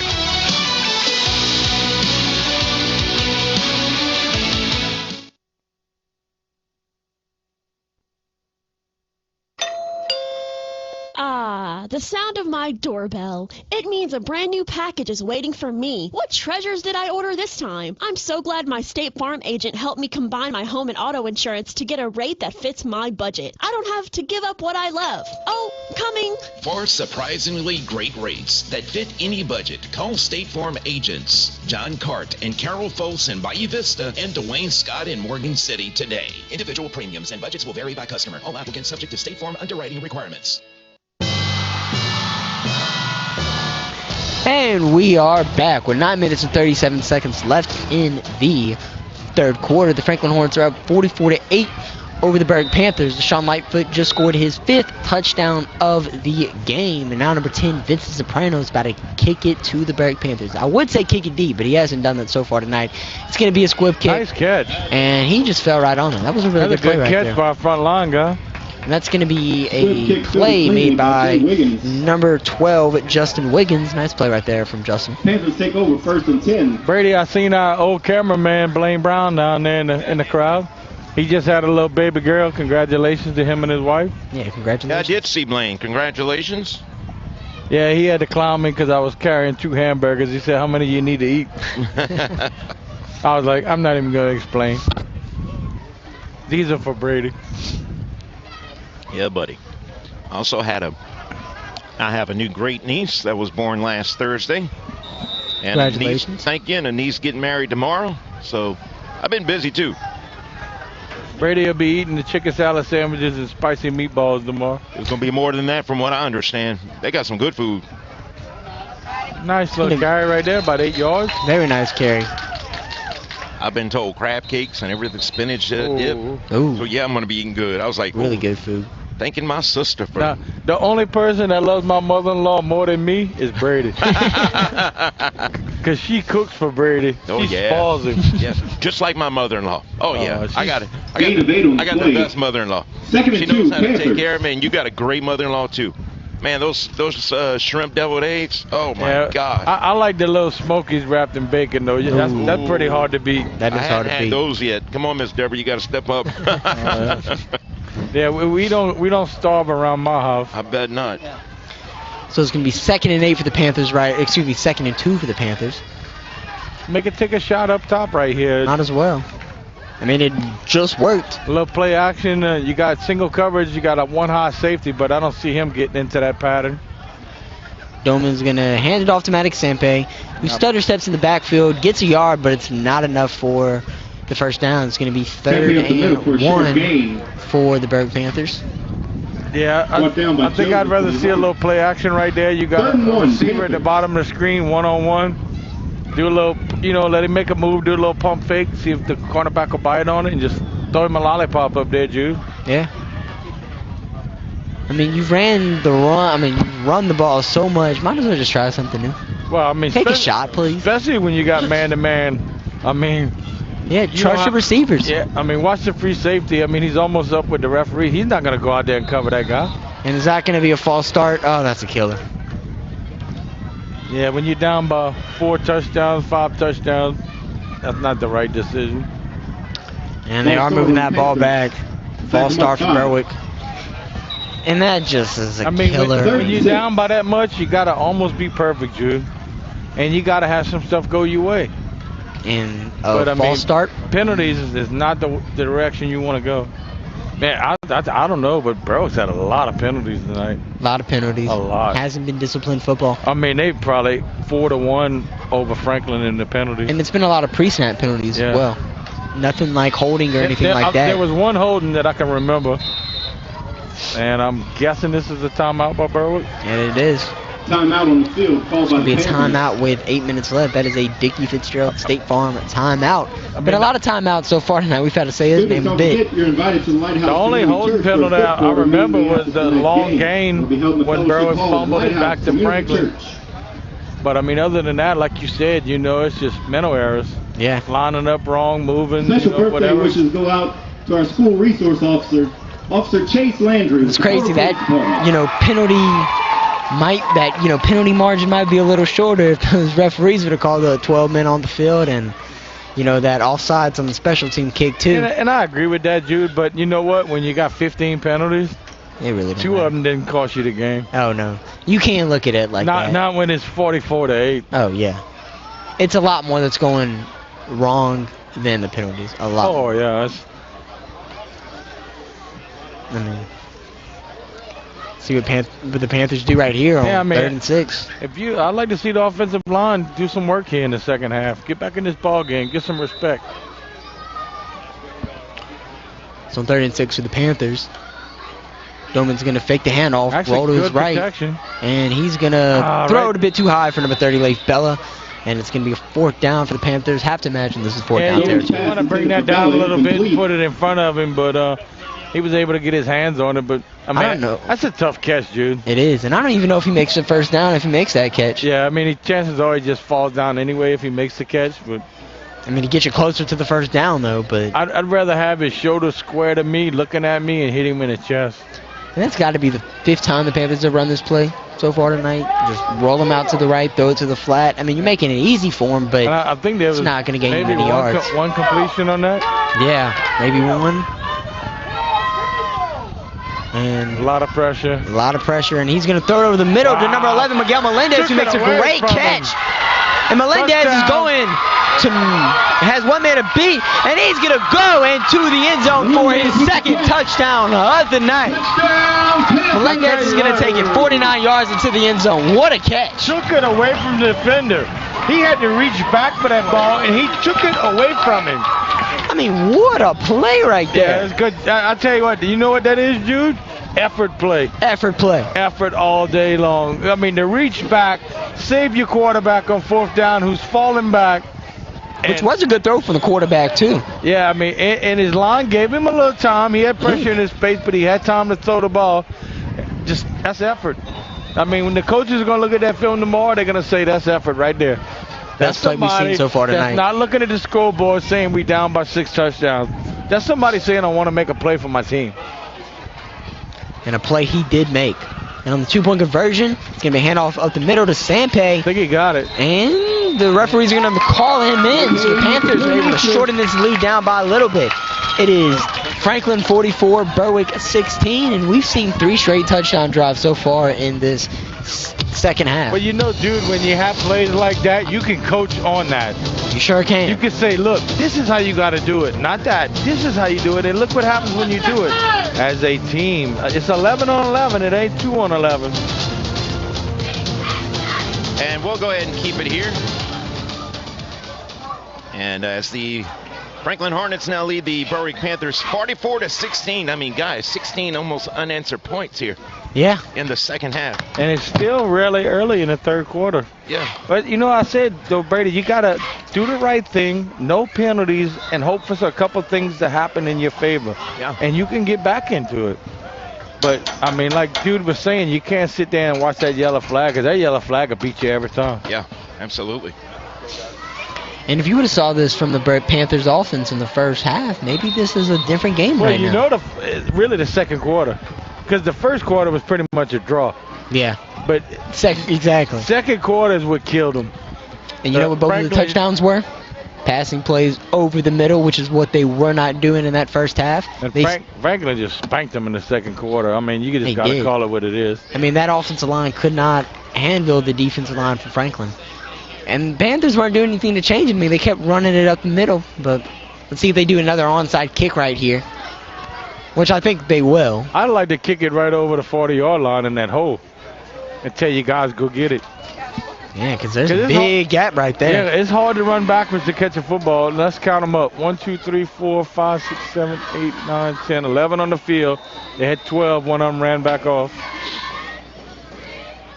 So Lacoste is going to attempt the onside kick. And he's actually going to boot it back there in that gap, but it's going to be caught by number 23, who's going to break some tackles and get brought down by number 12, Justin Wiggins. Not bad job. So on the return was number 23, Michael Jones. I was really kind of surprised they didn't fair catch that. Yeah. I was waiting for him to put his arm up. But I mean, knowing how many tackles they've broken tonight, I mean, I wouldn't be surprised. Why not take a chance? Hey, when the dice are hot, you keep rolling. Yeah. That's for my buddy Bodie that works at the casino. So it's going to be a Dwayne Scott State Farm first down. Let's see if we can throw a 3 and out right here. The first one tonight for the Panthers. If the defense were able to force that. I think we've only had one turnover in the game, huh? Was when Berwick dropped it by the goal line? Yeah, that one turnover. Well, 2, because they had the one down there. Oh. But on first down, it's going to be a nice 9-yard run right there by number 3, Deshaun Lightfoot. Yeah, we don't know his name. We know it now. Gain of 9 on the play. He might call me up Saturday and say, what's my name? What's my name? 2nd and 1. We know it now.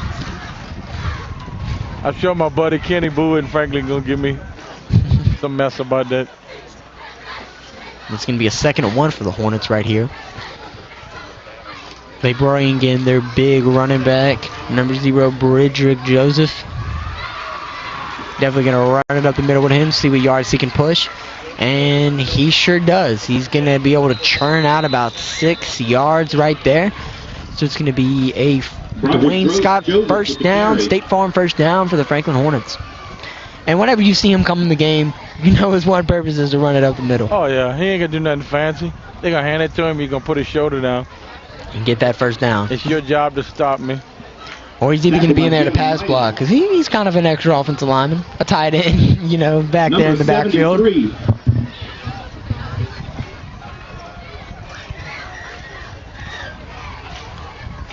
Perry takes a snap. He's going to hand it off to Joseph once again. He's going to be met at about the 43-yard line. Brought down by LeComp. Yeah, number 71A in LeComp on the tackle. The defensive lineman got to shed that block and grab him because the linebackers are making the tackles right now. Official timeout on the field. We're going to have a heat and humidity timeout. A little high quality H2O. Can't hurt. And we'll go ahead and take a timeout ourselves. It's a Dickie Fitzgerald timeout. 95.3 FM, KQKI, Bayou Vista, Morgan City, Louisiana. Walk-On Sports Bistro at 908 North Canal Boulevard in Thibodaux. Walk-Ons puts everything we've got into bringing you game day with a taste of Louisiana. Dig into our mouth-watering cuisine like po' boys, gumbo, and voodoo shrimp. Plus, fan favorites like juicy burgers and fresh salads. And cheer for your favorite teams on one of our 60 TVs. Walk-Ons in Thibodaux, open from 11 a.m. until 11 p.m. Sunday through Thursday, and until midnight Friday and Saturday. Walk-On Sports Bistro for the win! And welcome back to Berwick High School, where the Franklin Hornets are leading the Berwick Panthers 44-16 with 6 minutes left to go in the third quarter. Jude and Robbie. Franklin's at about the 43-yard line, Berwick's 43-yard line. And they got about a 2nd and 6 right now. Just steadily driving the ball down the field, taking that clock off. They don't want to give the ball back to the Panthers. That offense has been humming for Berwick so far. You got number 10, Soprano in motion. They're going to hand it right back off to Joseph, the ground and pound running back. He's going to get close to the first down, and the referee's going to mark him ahead of the line. So that's going to be a Dwayne Scott State Farm first down. And Joseph's in the game. You know he's going to be running the football, or at least pass blocking. And they've just been grounding, pounding up the middle. And Berwick has not been able to stop it so far tonight, or at least on this drive. I mean, so far, all they've done is just hand it off the middle and let him get about 5 yards each run. And that's just steadily driving the chains. Yep, letting that clock run. Want to say hello to Kenny Boo Marshall and Mr. Leonard Marshall watching the game. Two Franklin legends over there. So Perry's going to keep the ball. Oh, nice job. He's going to break a tackle. He's going to get up the first down, and he's going to step out of bounds. Yeah, that was the only mistake. Yeah. Running out of bounds. Kenny Boo actually commented on our YouTube channel. And, of course, if you're watching on Facebook, you can watch on YouTube. Or if you're on YouTube, you can watch on Facebook. Listen on KQKI 95.3 FM. Also on the KQKI smartphone app. Download, just go to your Apple Store or your Google Android store and download the KQKI radio app. You can watch us right there on your smartphone or iPad. We make it easy. I'm going to get Kenny in trouble. I'm going to say that he told me that when Leonard played, they didn't have helmets, they were leather. And they didn't have face masks either. Uh-oh. He's old school. Yes. Joseph up the middle again. So on the 1st and 10, Joseph's going to run it again. He's going to get about 9 yards right there on that previous play. And it's going to be 2nd and 1. And for one of the first times tonight, it is a Carroll Falls State Farm red zone. Yes. What? We did it. We did it, Carroll. We've been working hard for you. Congratulations. Finally got there. Yep. Anyway, thank you for watching Kenny Boo and Leonard. We appreciate your support of KQKI Sports. And speaking of support, thank you, our State Farm agents, along with all of our sponsors. So 1st and 10, Jones. Oh, ball Joseph, come out. Oh, the ball's loose? I did not see a bing bag, though. They're going to call it down. It kind of looked like it was, though. And Joseph on the carry's going to get about I think Sampay was under there. Sampay might have been the one that punched that ball out. I think they caught him down there. So would have been a nice change of events for the Panthers, but. Well, so much for that running clock that they were talking about, right? Yeah. Of course. Panthers making it a little bit interesting. It's still running a little bit. Maybe they are. Because this third quarter is moving pretty quickly. No, so maybe. I'm just saying that because they've been running the ball. Okay, right? Yeah, that's true. I mean, Franklin has no reason to throw it. Right. Boom. 2nd and 3. Joseph's going to take it to the outside, and he's going to get enough for a Dwayne Scott State Farm first down. Down by a host of Panthers. So it's going to be 1st and goal from the Franklin Hornets. And Franklin's just going to pound it right here. Oh, yeah. Going to continue to do what they've been doing all drive. Just running up the middle with Joseph. Yeah. And it's been working. Why not do it? You know, you should be snapping the ball with about 8 to 5 seconds to go on the clock. And Joseph, sure enough, is lining up in that backfield. Yeah, he's a big horse.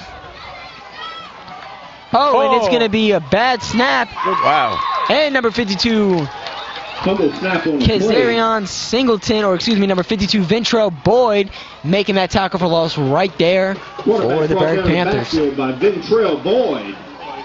Nice play right there. That's going to be 2nd and goal from the, looks to be about the 13-yard line. Yeah, good job of him reacting to that bad snap right there. This could be huge for the Panthers. I hadn't really had too many bad snaps tonight. That might be the first one. Neither team. So at least we could say the snapping's been good. Yeah, the center's been doing a pretty good job. Last week for Berwick, there were some iffy snaps. Yeah, so. Yeah, it was ugly. So in 2nd and goal, they're going to hand it off to Joseph, who has some space on the outside. Yeah, and he's going to bulldoze his way into the end zone for a touchdown. So Franklin's going to add another score onto the board. On the left side. Yeah, it's been a familiar saying for us tonight. Franklin, touchdown. Yeah, he ran by the defensive end, and pretty much after he got through the line, it was home sailing in. A bunch of open space. Franklin's going to be attempting the 2-point conversion as they've done all game. Yeah, I mean, to get a big running back like that, you got to almost hit him when he gets the ball. You don't want him to get them legs turning. I mean, that's like trying to tackle Kenny Hilliard. I mean, if you don't get him in the backfield, he's going to blow the doors off of you. He was fun to watch, Jude. Oh, I bet so. Perry's going to complete his 2-point conversion, number 7, Kai Allen, and they're going to take a 52-16 lead. Give you a little story about Kenny Hilliard. He was probably like a sophomore, maybe junior, and I was at my daughter's volleyball game in Morgan City. It was like a jamboree or something for volleyball early in the year, and I looked over and I said, Celeste, whose daddy is that? Because I could see a grown man sitting with the kids, and she said, Daddy? I said, yeah, that man right there. She said, Daddy, that's Kenny. I was like, what? Yes, She's like, he's a sophomore. I was like, holy moly, that dude looks like a 25-year-old guy. As a sophomore in high school. Yeah, I was like thinking, man, I'm glad I don't have to tackle him no more. Right. And you know he's an animal when he looks like dad in high school. Oh, yeah. When he looks like a dad in high school. Like, I mean, he had a full beard. He was big. Jeez. I want to go ahead and give you a John Cart State Farm scoreboard update. Other games around the area. We've got Thomas Jefferson leading Centerville 28-22 in the third quarter. Hahnville on top of Edie White 21-7 in the fourth, and this comes after Edie White was defeated by Jesuit last week. South Terrebonne on top of Hanson 43-0 in the fourth. Thibodaux on top of Assumption 19-0 in the third. And West St. Mary leading Thrive Academy 42-0 in the third. Catholic High of New Iberia 56, Patterson 21. That was the final from yesterday. You know, Edie White losing 2 games in a row. Yeah. It's probably been a long time since Edie White lost 2 games in a row. Very much. Very long time. And H.L. Bourgeois defeating Central Catholic 34-14 also last night. And St. Edmund defeating Morgan City Tigers 60-0 yesterday as well. Ouch.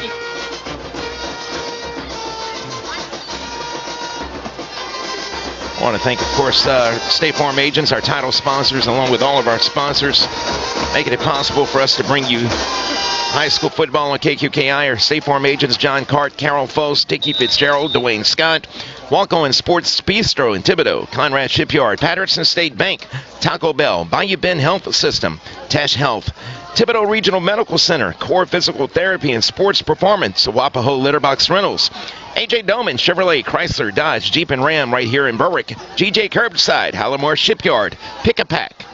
And I'll tell you a few more in just a moment. Oh, threw it behind him. He had him, dude. That was a touchdown right there. If he leads him, he's gone. St. Mary Golf and Country Club and Bogey Free Golf right around the corner from us. Central Boat Rentals, also based in Berwick. Headache and Pain Center. Best Jewelers and Charlie's Pawn Shop. And Lafayette Electric. I want to thank all of our sponsors for all your support. Yeah, Doman had Dupree over the middle right there, just threw it a bit behind him. He could have took that to the house, and that would have been another quick slant over the middle touchdown for Berwick. And that's what's worked for the offense tonight. Yeah, I don't know why they didn't do that in the first half. If he puts a little air under it, just lets him run under it, like you just said, he's gone. And they're going to run it again this time. It's going to be about a 4 or 5 yard carry right there. You know, I realize both teams came in 0-2. But to kind of defend Franklin's record a little bit, Jude, they played 2 pretty good teams. They did. I mean, they played, I think, either probably a 4A Lafayette High team, and they played a pretty good Jeanerette team. And so, I mean, it wasn't like they had 2 cupcakes in week 1 and 2. Yeah.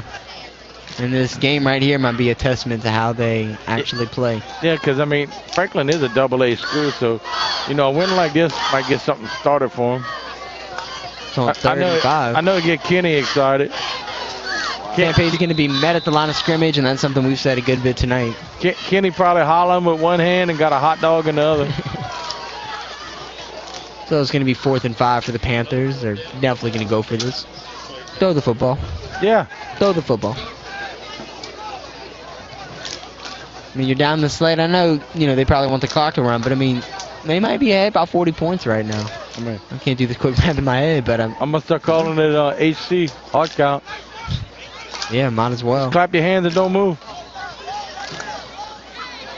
And it's going to be fake handoff. Doman's going to slide on the pass, and it's low and incomplete. I didn't really see anybody open, Jude. Wasn't. And that's the same play they've been running.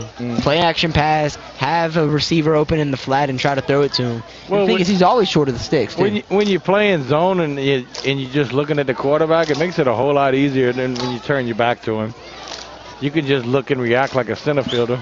Yeah. But I really didn't see anybody break open on that. Somebody was going to have to make a heck of a play. They should have ran that slant over the middle again, see if it would have worked. That's going to be a turnover on downs for the Panthers. We have... What you doing this weekend, Jude? I'm going to the LSU Southeastern football game this week, and that's what I'm doing. Cool. Is that a game, or is that going to be a slaughter fest? Well, I mean, I would assume a slaughter fest, but if this offense doesn't... It's up. If that offense, I mean, nothing against Southeastern, but they're not supposed to compete in that game. I mean, we're probably paying Southeastern $1 million to come into Tiger Stadium. You should whip them. And, and a lot of people don't know, but most Division I powerhouses like LSU put bounties on the game. And what that means is they want the team to show up. So if you, for any reason, would lose to them, they get like an extra $1.5 million, $2 million. And for some of them schools, I mean, you see like when Michigan lost to, I think it was Akron State or something, but they made a pile of money that game. Or Northern Illinois beats Notre Dame last year. Yeah. They probably went home with a $4 or $5 million check. Oh, yeah. And a ranking in the AP poll. Yeah, and for a small school like that, I mean, that's a lot of money in the athletic department. So Franklin actually made a quarterback change, and for them is number... down by number 50. Let's see, number 16 it looks to be. Dylan Hawkins, freshman quarterback. But yeah, this should be a easy game for the Tigers to win. I think Lightfoot's over there in a swimming pool with ice, chilling his legs, because he had to use them a whole lot tonight. So this is going to be a quarterback keeper for number 16, Hawkins. He's going to get hit hard run down right there for number 4, Ricky Frederick. I think that's 30 on the bottom for Berwick. It looks like number 38, Bella, is hurt on the play. He's going to be... I think he knocked the wind out of himself. Yeah, he's going to limp off the field, and as this first quarter, well, it's not coming to... And they're going to run the clock. And the third quarter is concluding in 5 seconds. The Franklin Hornets are ahead 52-16.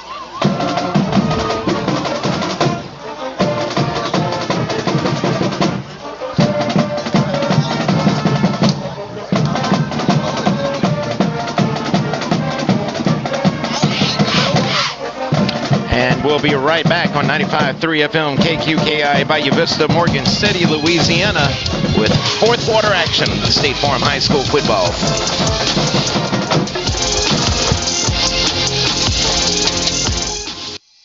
Conrad Shipyard, building Louisiana and the Gulf Coast since 1948. For over 75 years, Conrad has set the standard for safety, quality, and integrity in shipbuilding. With 5 state-of-the-art shipyards across Louisiana and Texas, Conrad delivers top-tier vessels for commercial and government clients alike. Conrad is proud to support our local athletes, cheering them on every step of the way. Conrad Shipyard, where craftsmanship runs deep and community comes first. Conrad Shipyard, the best there is. 95.3 KQKI. Let's go!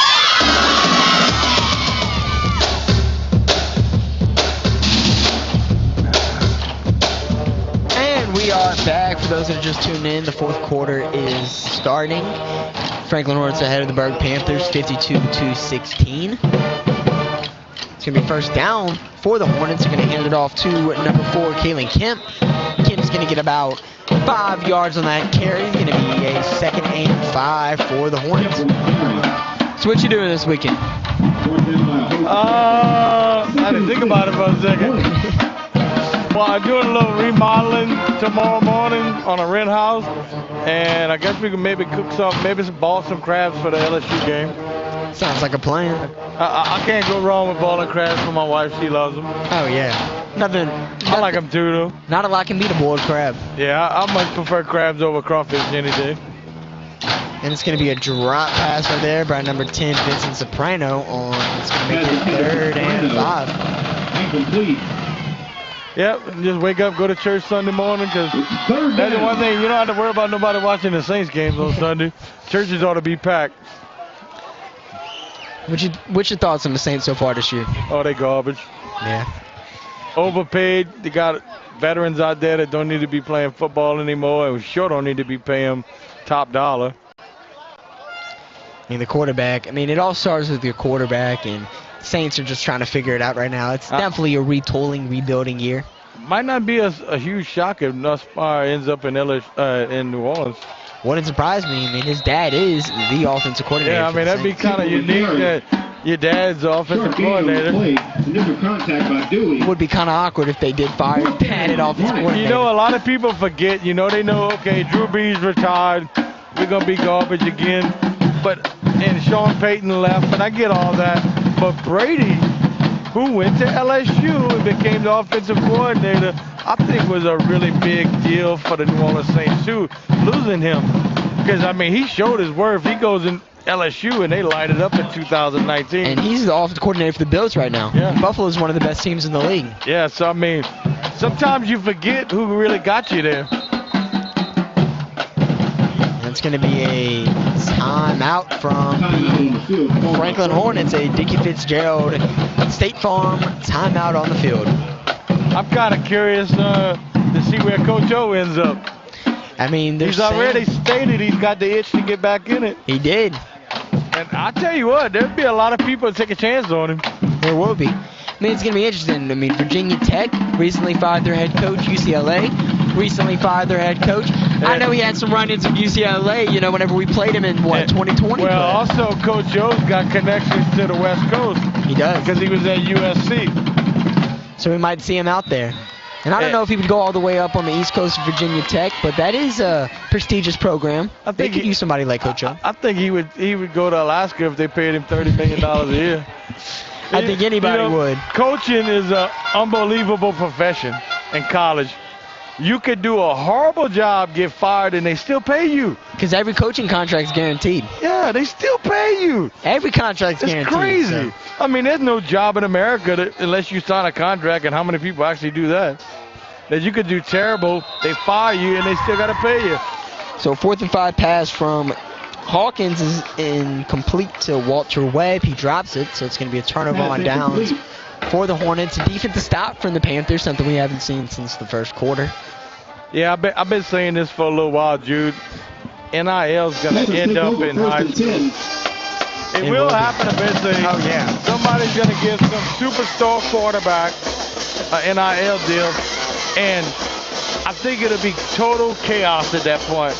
Because how can a teacher making $50,000 a year try to teach a child making $250,000 a year? Right.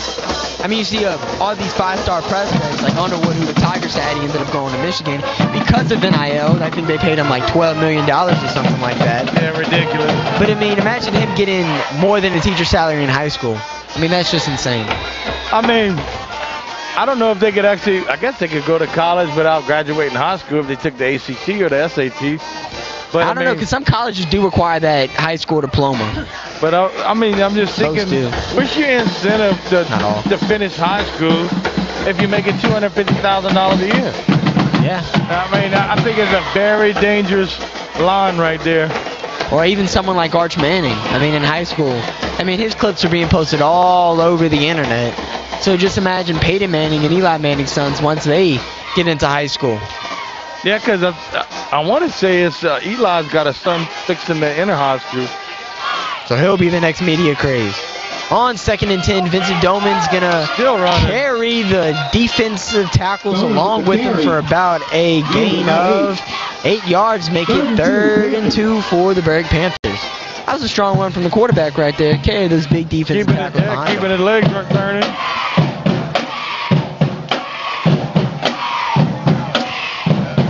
I mean, I agree with paying players, but I think myself, because, we hear the NIL and we assume they all making money, and they're not. It's probably 5% of your Division I football team making the money. Right. Everybody else is just getting chump change. And I say just pay everybody $25,000 across the board. Enough money that can go get them a nice car, go eat dinner or whatever. Yeah.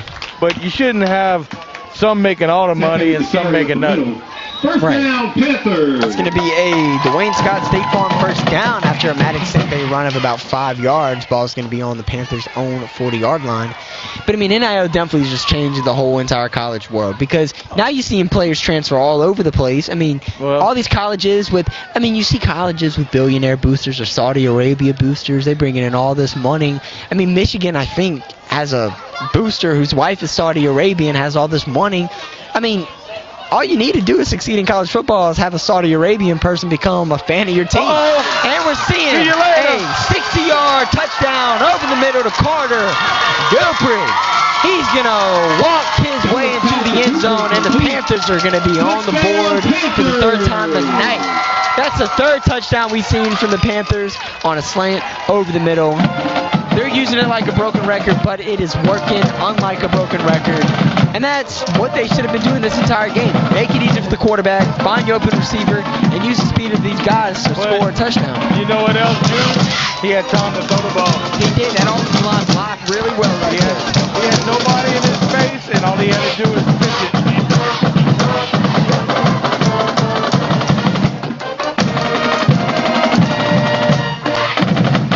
So the Panthers going to be attempting a 2-point conversion right here. Doman in at quarterback, Sampay is the running back, Dupree and Melendez are your receivers with guys learned Bella at tight end. It's going to be a tip pass to the line of scrimmage, intended for Carter Dupree. Defensive lineman with the swat down right there. So the 2-point conversion is no good. And the Berwick Panthers are now losing by 30 points to the Franklin Hornets. It's going to be 52-22 with 8 minutes and 6 seconds remaining in the fourth quarter. Yeah, give them something good to talk about Saturday. Make a few plays. Show some effort even in a losing cause. Something to build upon for sure. Definitely something to build upon. And next week the Panthers had the Hanson Tigers on the schedule. That was a pretty close game last year. I think the Panthers lost 21-14 or 21-7. It was closer than the score anticipated. And that was a game that was really only won by big plays. I think all the touchdowns were 50-yard chunk plays. That was a defense battle. And we were talking about no red zone, touches tonight. I don't think they had a single one in that game. So, yeah, it's kind of crazy when you see something like that. Doesn't happen too often. It does not. And speaking of next week, we will see Bunkie at Central Catholic on Thursday night. We will be, of course, in Morgan City, but again, next week's game of the week will be Thursday night as Bunkie travels to face the Central Catholic Eagles. Pre-game at 6:30 p.m. and kickoff at 7. State Farm High School football on KQKI, your local sports leader. So the Panthers down 4 touchdowns and change. They're going to attempt it on the side. Got a squib kick over the middle. Franklin's going to recover the kick, and they're going to get the ball at their own 45-yard line. 6-yard line, actually.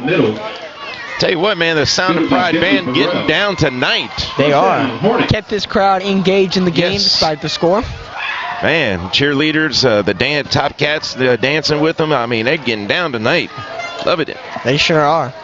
Still a pretty good crowd on the Berwick side. I don't believe anybody's left the game. Yeah. Looks the same as when kickoff started. Franklin probably brought, 40 or 50 fans over there. Good showing from them. Normally you don't see too many away teams travel all the way to Berwick. And I know it's a shorter drive from Franklin to Berwick than, other places, but still a good showing from the Franklin crowd. I want to thank the principals of both of these schools. Coach, the principal Stewart here at Berwick High School and Principal Natasha Jackson and Franklin, both big supporters of KQKI Sports, and want to thank them both. Great principals. Second and 9, Hornets. We had some funny moments with Miss Jackson. Yes, indeed. I didn't see her when she gets so excited she's about to cry. Yes, well, she had a reason to cry when they went to the state championship from the basketball team this year. Back-to-back champions, Brady. Yep. Oh, yeah, she enjoyed every minute of that. She should, too, and she had a son on the team. Makes it even better. Yep. So second down. It's going to be about a 6-yard gain for the Hornets. Make it 3rd and 3. I'm going to tell you, too, history was made. We got to witness and cover their first baseball home win in decades, like since the 70s. Yeah. We thought it was the first ever, but it was like since the 70s, I believe, or 80s. Home win or home playoff win? Playoff win. Playoff win. Oh, okay. You're right. Playoff win. About to say, first home win would be. No, he's talking about Franklin baseball team. Yes, playoff. I'm sorry. Coach Ryan got him going in the right direction over there. That's good. It's going to be a nice tackle made by Leif Bella on 3rd and 3. Now going to bring up about 4th and 2-yard gain. 2 right there. Bring up 4th down for the Hornets. It's kind of funny. Coach Ryan in Franklin coaches baseball, and he's got a brother that plays baseball from Morgan City. Oh, really? And they played each other last year. And I asked him, I said, did JP talk smack? He said, oh, you know it. He said, but we hit him pretty good, so that hushed him up. Got to be kind of cool playing your brother. Yeah, coaching against him, too, if anything. That is something that probably hasn't happened a lot. Well, you got, like, inside information because you know if he can hit the curve or not. Yeah. I'm sure they practice with each other all the time. Oh, yeah. And we got a heat and humidity hydration timeout going on the field right now. Yeah, JP's McCleary is the quarterback at Morgan City. He did. Had a pretty good game against the Panthers. He's a senior this year. First year playing quarterback.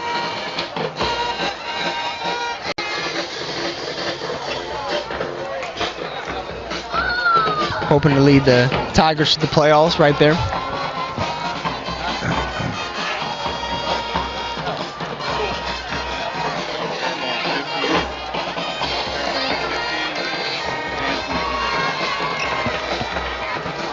So it's going to be a 4th and 2 for the Franklin Hornets. 6 minutes remaining in the 4th quarter. If you were just tuning in, the Franklin Hornets have a 52-22 lead over the Berwick Panthers. Both teams are 0-2, but based on this way the game's going, Franklin's about to get their first win on the season. They, of course, took out their starting quarterback, and they now have number 16, Dylan Hawkins, in at QB. I believe Berwick's got backups on defense, too. Oh, yeah, might as well take them out. See a lot of fresh numbers out there. It's going to be a 3-yard gain on 4th down, but that is enough for a Dwayne Scott State Farm first down. You're getting pretty good at that, Jude. Definitely remembering. Yeah. As the game goes on, I'm like, first down, Dwayne Scott first down. Don't know if I'm going to say a first down the same again. Brady beat you with the fly swatter enough. Yes, indeed. You start listening. Yeah, those bruises were starting to hurt. I said I might as well he gets wild, not have any more. He gets wild with that fly swatter. Act like he got walls around him. He swing that thing so hard. He does. This is going to be a 1st and 10 for the Franklin Hornets. I guess Brian probably got his feet up right now eating nachos, huh? A little shout out there to Brian Produce. Yep. I want to thank Brian. He's been giving me some technical assistance tonight from home. You think him and Mr. Leo's eating up the nachos at the same bowl, or they got separate bowls? They might both have a robe on, though, and their slippers. Yep.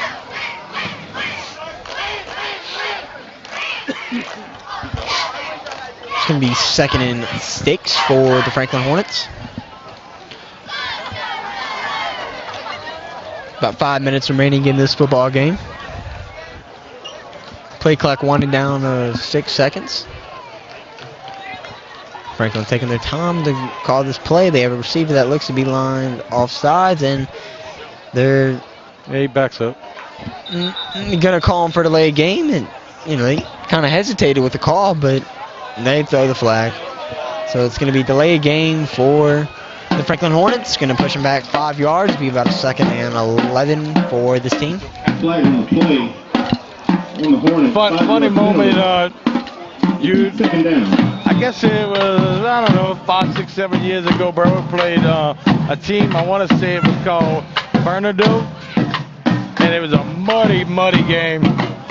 Berwick tackles somebody, and the opposing kid goes out of bounds, and when he gets up, he got mud just stacked in his face.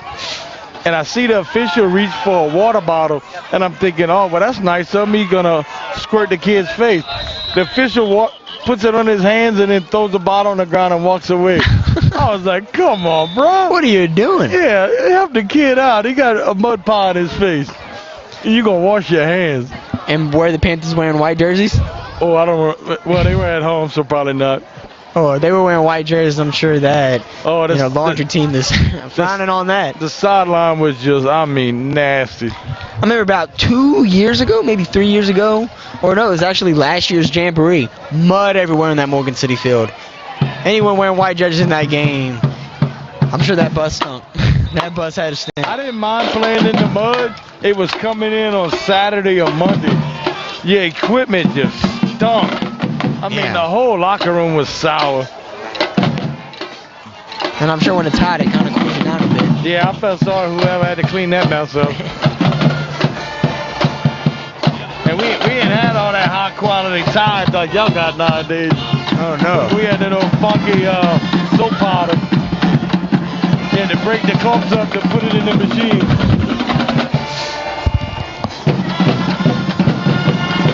So it's going to be 2nd and 8 for the Franklin Hornets. 2 minutes and 45 seconds remaining in this game. Soprano is going to be set in motion. Hawkins is going to throw it quick. Whoa! And the ball is tapped up in the air by number 18, Maddox Sampe. Great heads-up play made right there. And they're just going to continue to run this clock. And they're actually going to stop it. Yeah, incomplete. Incomplete. I tell you what, he tipped that a little bit higher. He got a chance to come down with that.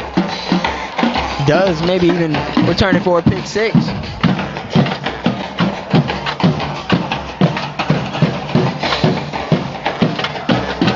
So now it's going to be a 3rd and actually going to move him back a few yards. I guess they had something happen right there to move the ball back. I don't know. Is it a penalty? You see a flag? Well, they said somebody declined it. I don't know. That was kind of weird. Now they moving it back. I was about to say I don't know what happened there, but I don't know. It's like they marked it off, and I guess Franklin declined the penalty. I don't know. Either way, it's going to be 3rd and 8 for the Hornets. Got 4 receivers wide with the running back in the backfield. 2 on each side of the line. Well, look at that little fella in the slot on the bottom, boy. He tiny, huh? He is small. He got to be a freshman. That's number 18. DeMonte Williams, and sure enough, he is a freshman. Yeah, he got to be shaking in his boots right now. I know when I was a freshman, Jude, I didn't want no part of that field. I was 135 pounds wet, and most of them seniors had beards, and I was like, I'm not ready for that. These are like grown men. But it's amazing how 1 year can make such a difference. You get that growth spurt, and now you're playing amongst the grown men. Yeah, I came back about 170 pounds after that. Never got some back and forth talk with the refs and never look back. So what was your best memory as a high school football player? We played Parkview Baptist out of Baton Rouge on a Saturday because they had bad weather Friday in Berwick. Only Saturday game I ever played, and it was so hot. I think the game was at 1 o'clock. And we won in like double overtime against Parkview Baptist. And I was playing linebacker, and I just saw the quarterback drop back, and I blitzed. I hit the quarterback, and Brett Skiles picks up the fumble, and we win the game. And he runs up to me and says he loves me, and I'm like, okay, because I didn't realize what happened. And Coach Tommy Boosbaugh, rest his soul, grabbed me by the face mask and said, Bowers, who told you to blitz? I said, nobody. He said, good job, don't do it again. I'll never forget him telling me that. And that's the only time that I know of that Berwick's ever beat Parkview Baptist in a football game. Yeah. I don't know if they've... We played there 1 year, they beat us, and we played at home the next year. And that might have been the last 2 times they met. Probably is, because I don't know if they have ever met after that. History lesson about myself. Parkview Baptist kindergarten graduate. Oh, come on. Oh, really? Really. Lived in Baton Rouge for a few years. And that's an interception for the Panthers. Number 3, Blake Blanchard, coming up with a big play for Berwick with about 1:20 left in the game. Well, can I give you another history lesson? Let's hear it. So didn't your mom live in Gina, Louisiana? She sure did. Mom and dad. Guess where my wife is from? Gina, Louisiana. Yes, indeed, brother. How about that? Yep, small town of Gina. Small world, and everybody eats boudin. Yes. Yep. And Gina reminds me so much of Berwick. It really does. Even the team colors of the Gina Giants are black and gold. Yep. And that's where Braden, my son, is now until tomorrow. Yeah, Brady just went to Washington, and I gave him a travel advice. I said, Brady, if you go to Washington, D.C., and you see a sign that says hot, fresh Buddha, don't eat it. Run. Dude, I'd be running. Run. Dude, I run from any restaurant that says Cajun outside of Louisiana. It's trap, Me Brady. too. Yes. I had jambalaya at some restaurant in Florida one time. Never again. No. Never again. Not a smart idea. No. Yeah, because you're so used to how it's supposed to be when you eat theirs, you're like, yeah, no. What is this? Like, what's wrong with it? That ain't going to happen. It's like crawfish stew is not supposed to be jelly. Right. Yeah. You know, something's wrong here. Right. Now, funny story, you should say that. I had a stepbrother that graduated at LSU and had a friend from Chicago that had family in Germany, and they went to Germany to visit, senior trip, whatever, graduation trip. And they had a Cajun restaurant. When the guy found out he was Germany? No way. When the guy found out he was from Homer, Louisiana, he said, I want you to try everything I got and tell me if it tastes right. Wow. And he said, man, I may have ate for like 4 days. Didn't have to pay for nothing. Oh, wow. Well, was it legit or not? Yeah, he said most of it was pretty good. He kind of told him this should be a little crispier, that should be spicier. Sure. Wow. Because the guy wanted it to be as authentic as he could, Right. I've been to Europe a couple of times, and my first time in Greece, Athens, Greece, we ate at the TGI Fridays. And it was cool because we saw New Orleans-style Cajun tenders or something like chicken tenders. I was like, that doesn't seem right in Athens, Greece. Got a 15-yard pickup from Attic Sampe on 2nd and 12. Yeah, I mean, I know LSU's got a pushover tomorrow. But next week, that's going to be a big game. Ole Miss. They're going to be up in Oxford. I got a feeling there's going to be 2 undefeated teams. And like Jude said, in Oxford. And LSU has not won that matchup in Oxford in 5 trips in a row. Wow. So they do. They do. And definitely, I mean, Lane Kiffin's going to always put out a quality product. So. Oh, yeah. The offense will definitely have to step up. And they do have an injury at quarterback right now. They got the backup starting the last 2 games for them. So have to see if Simmons, maybe sophomore quarterback, is ready. And that's going to be your ball game, folks. The Franklin Hornets beat the Berwick Panthers 52-22 in a game that was close in the first quarter and not so much after that. We want to thank everyone for tuning in tonight. Was a great broadcast right here. Had fun.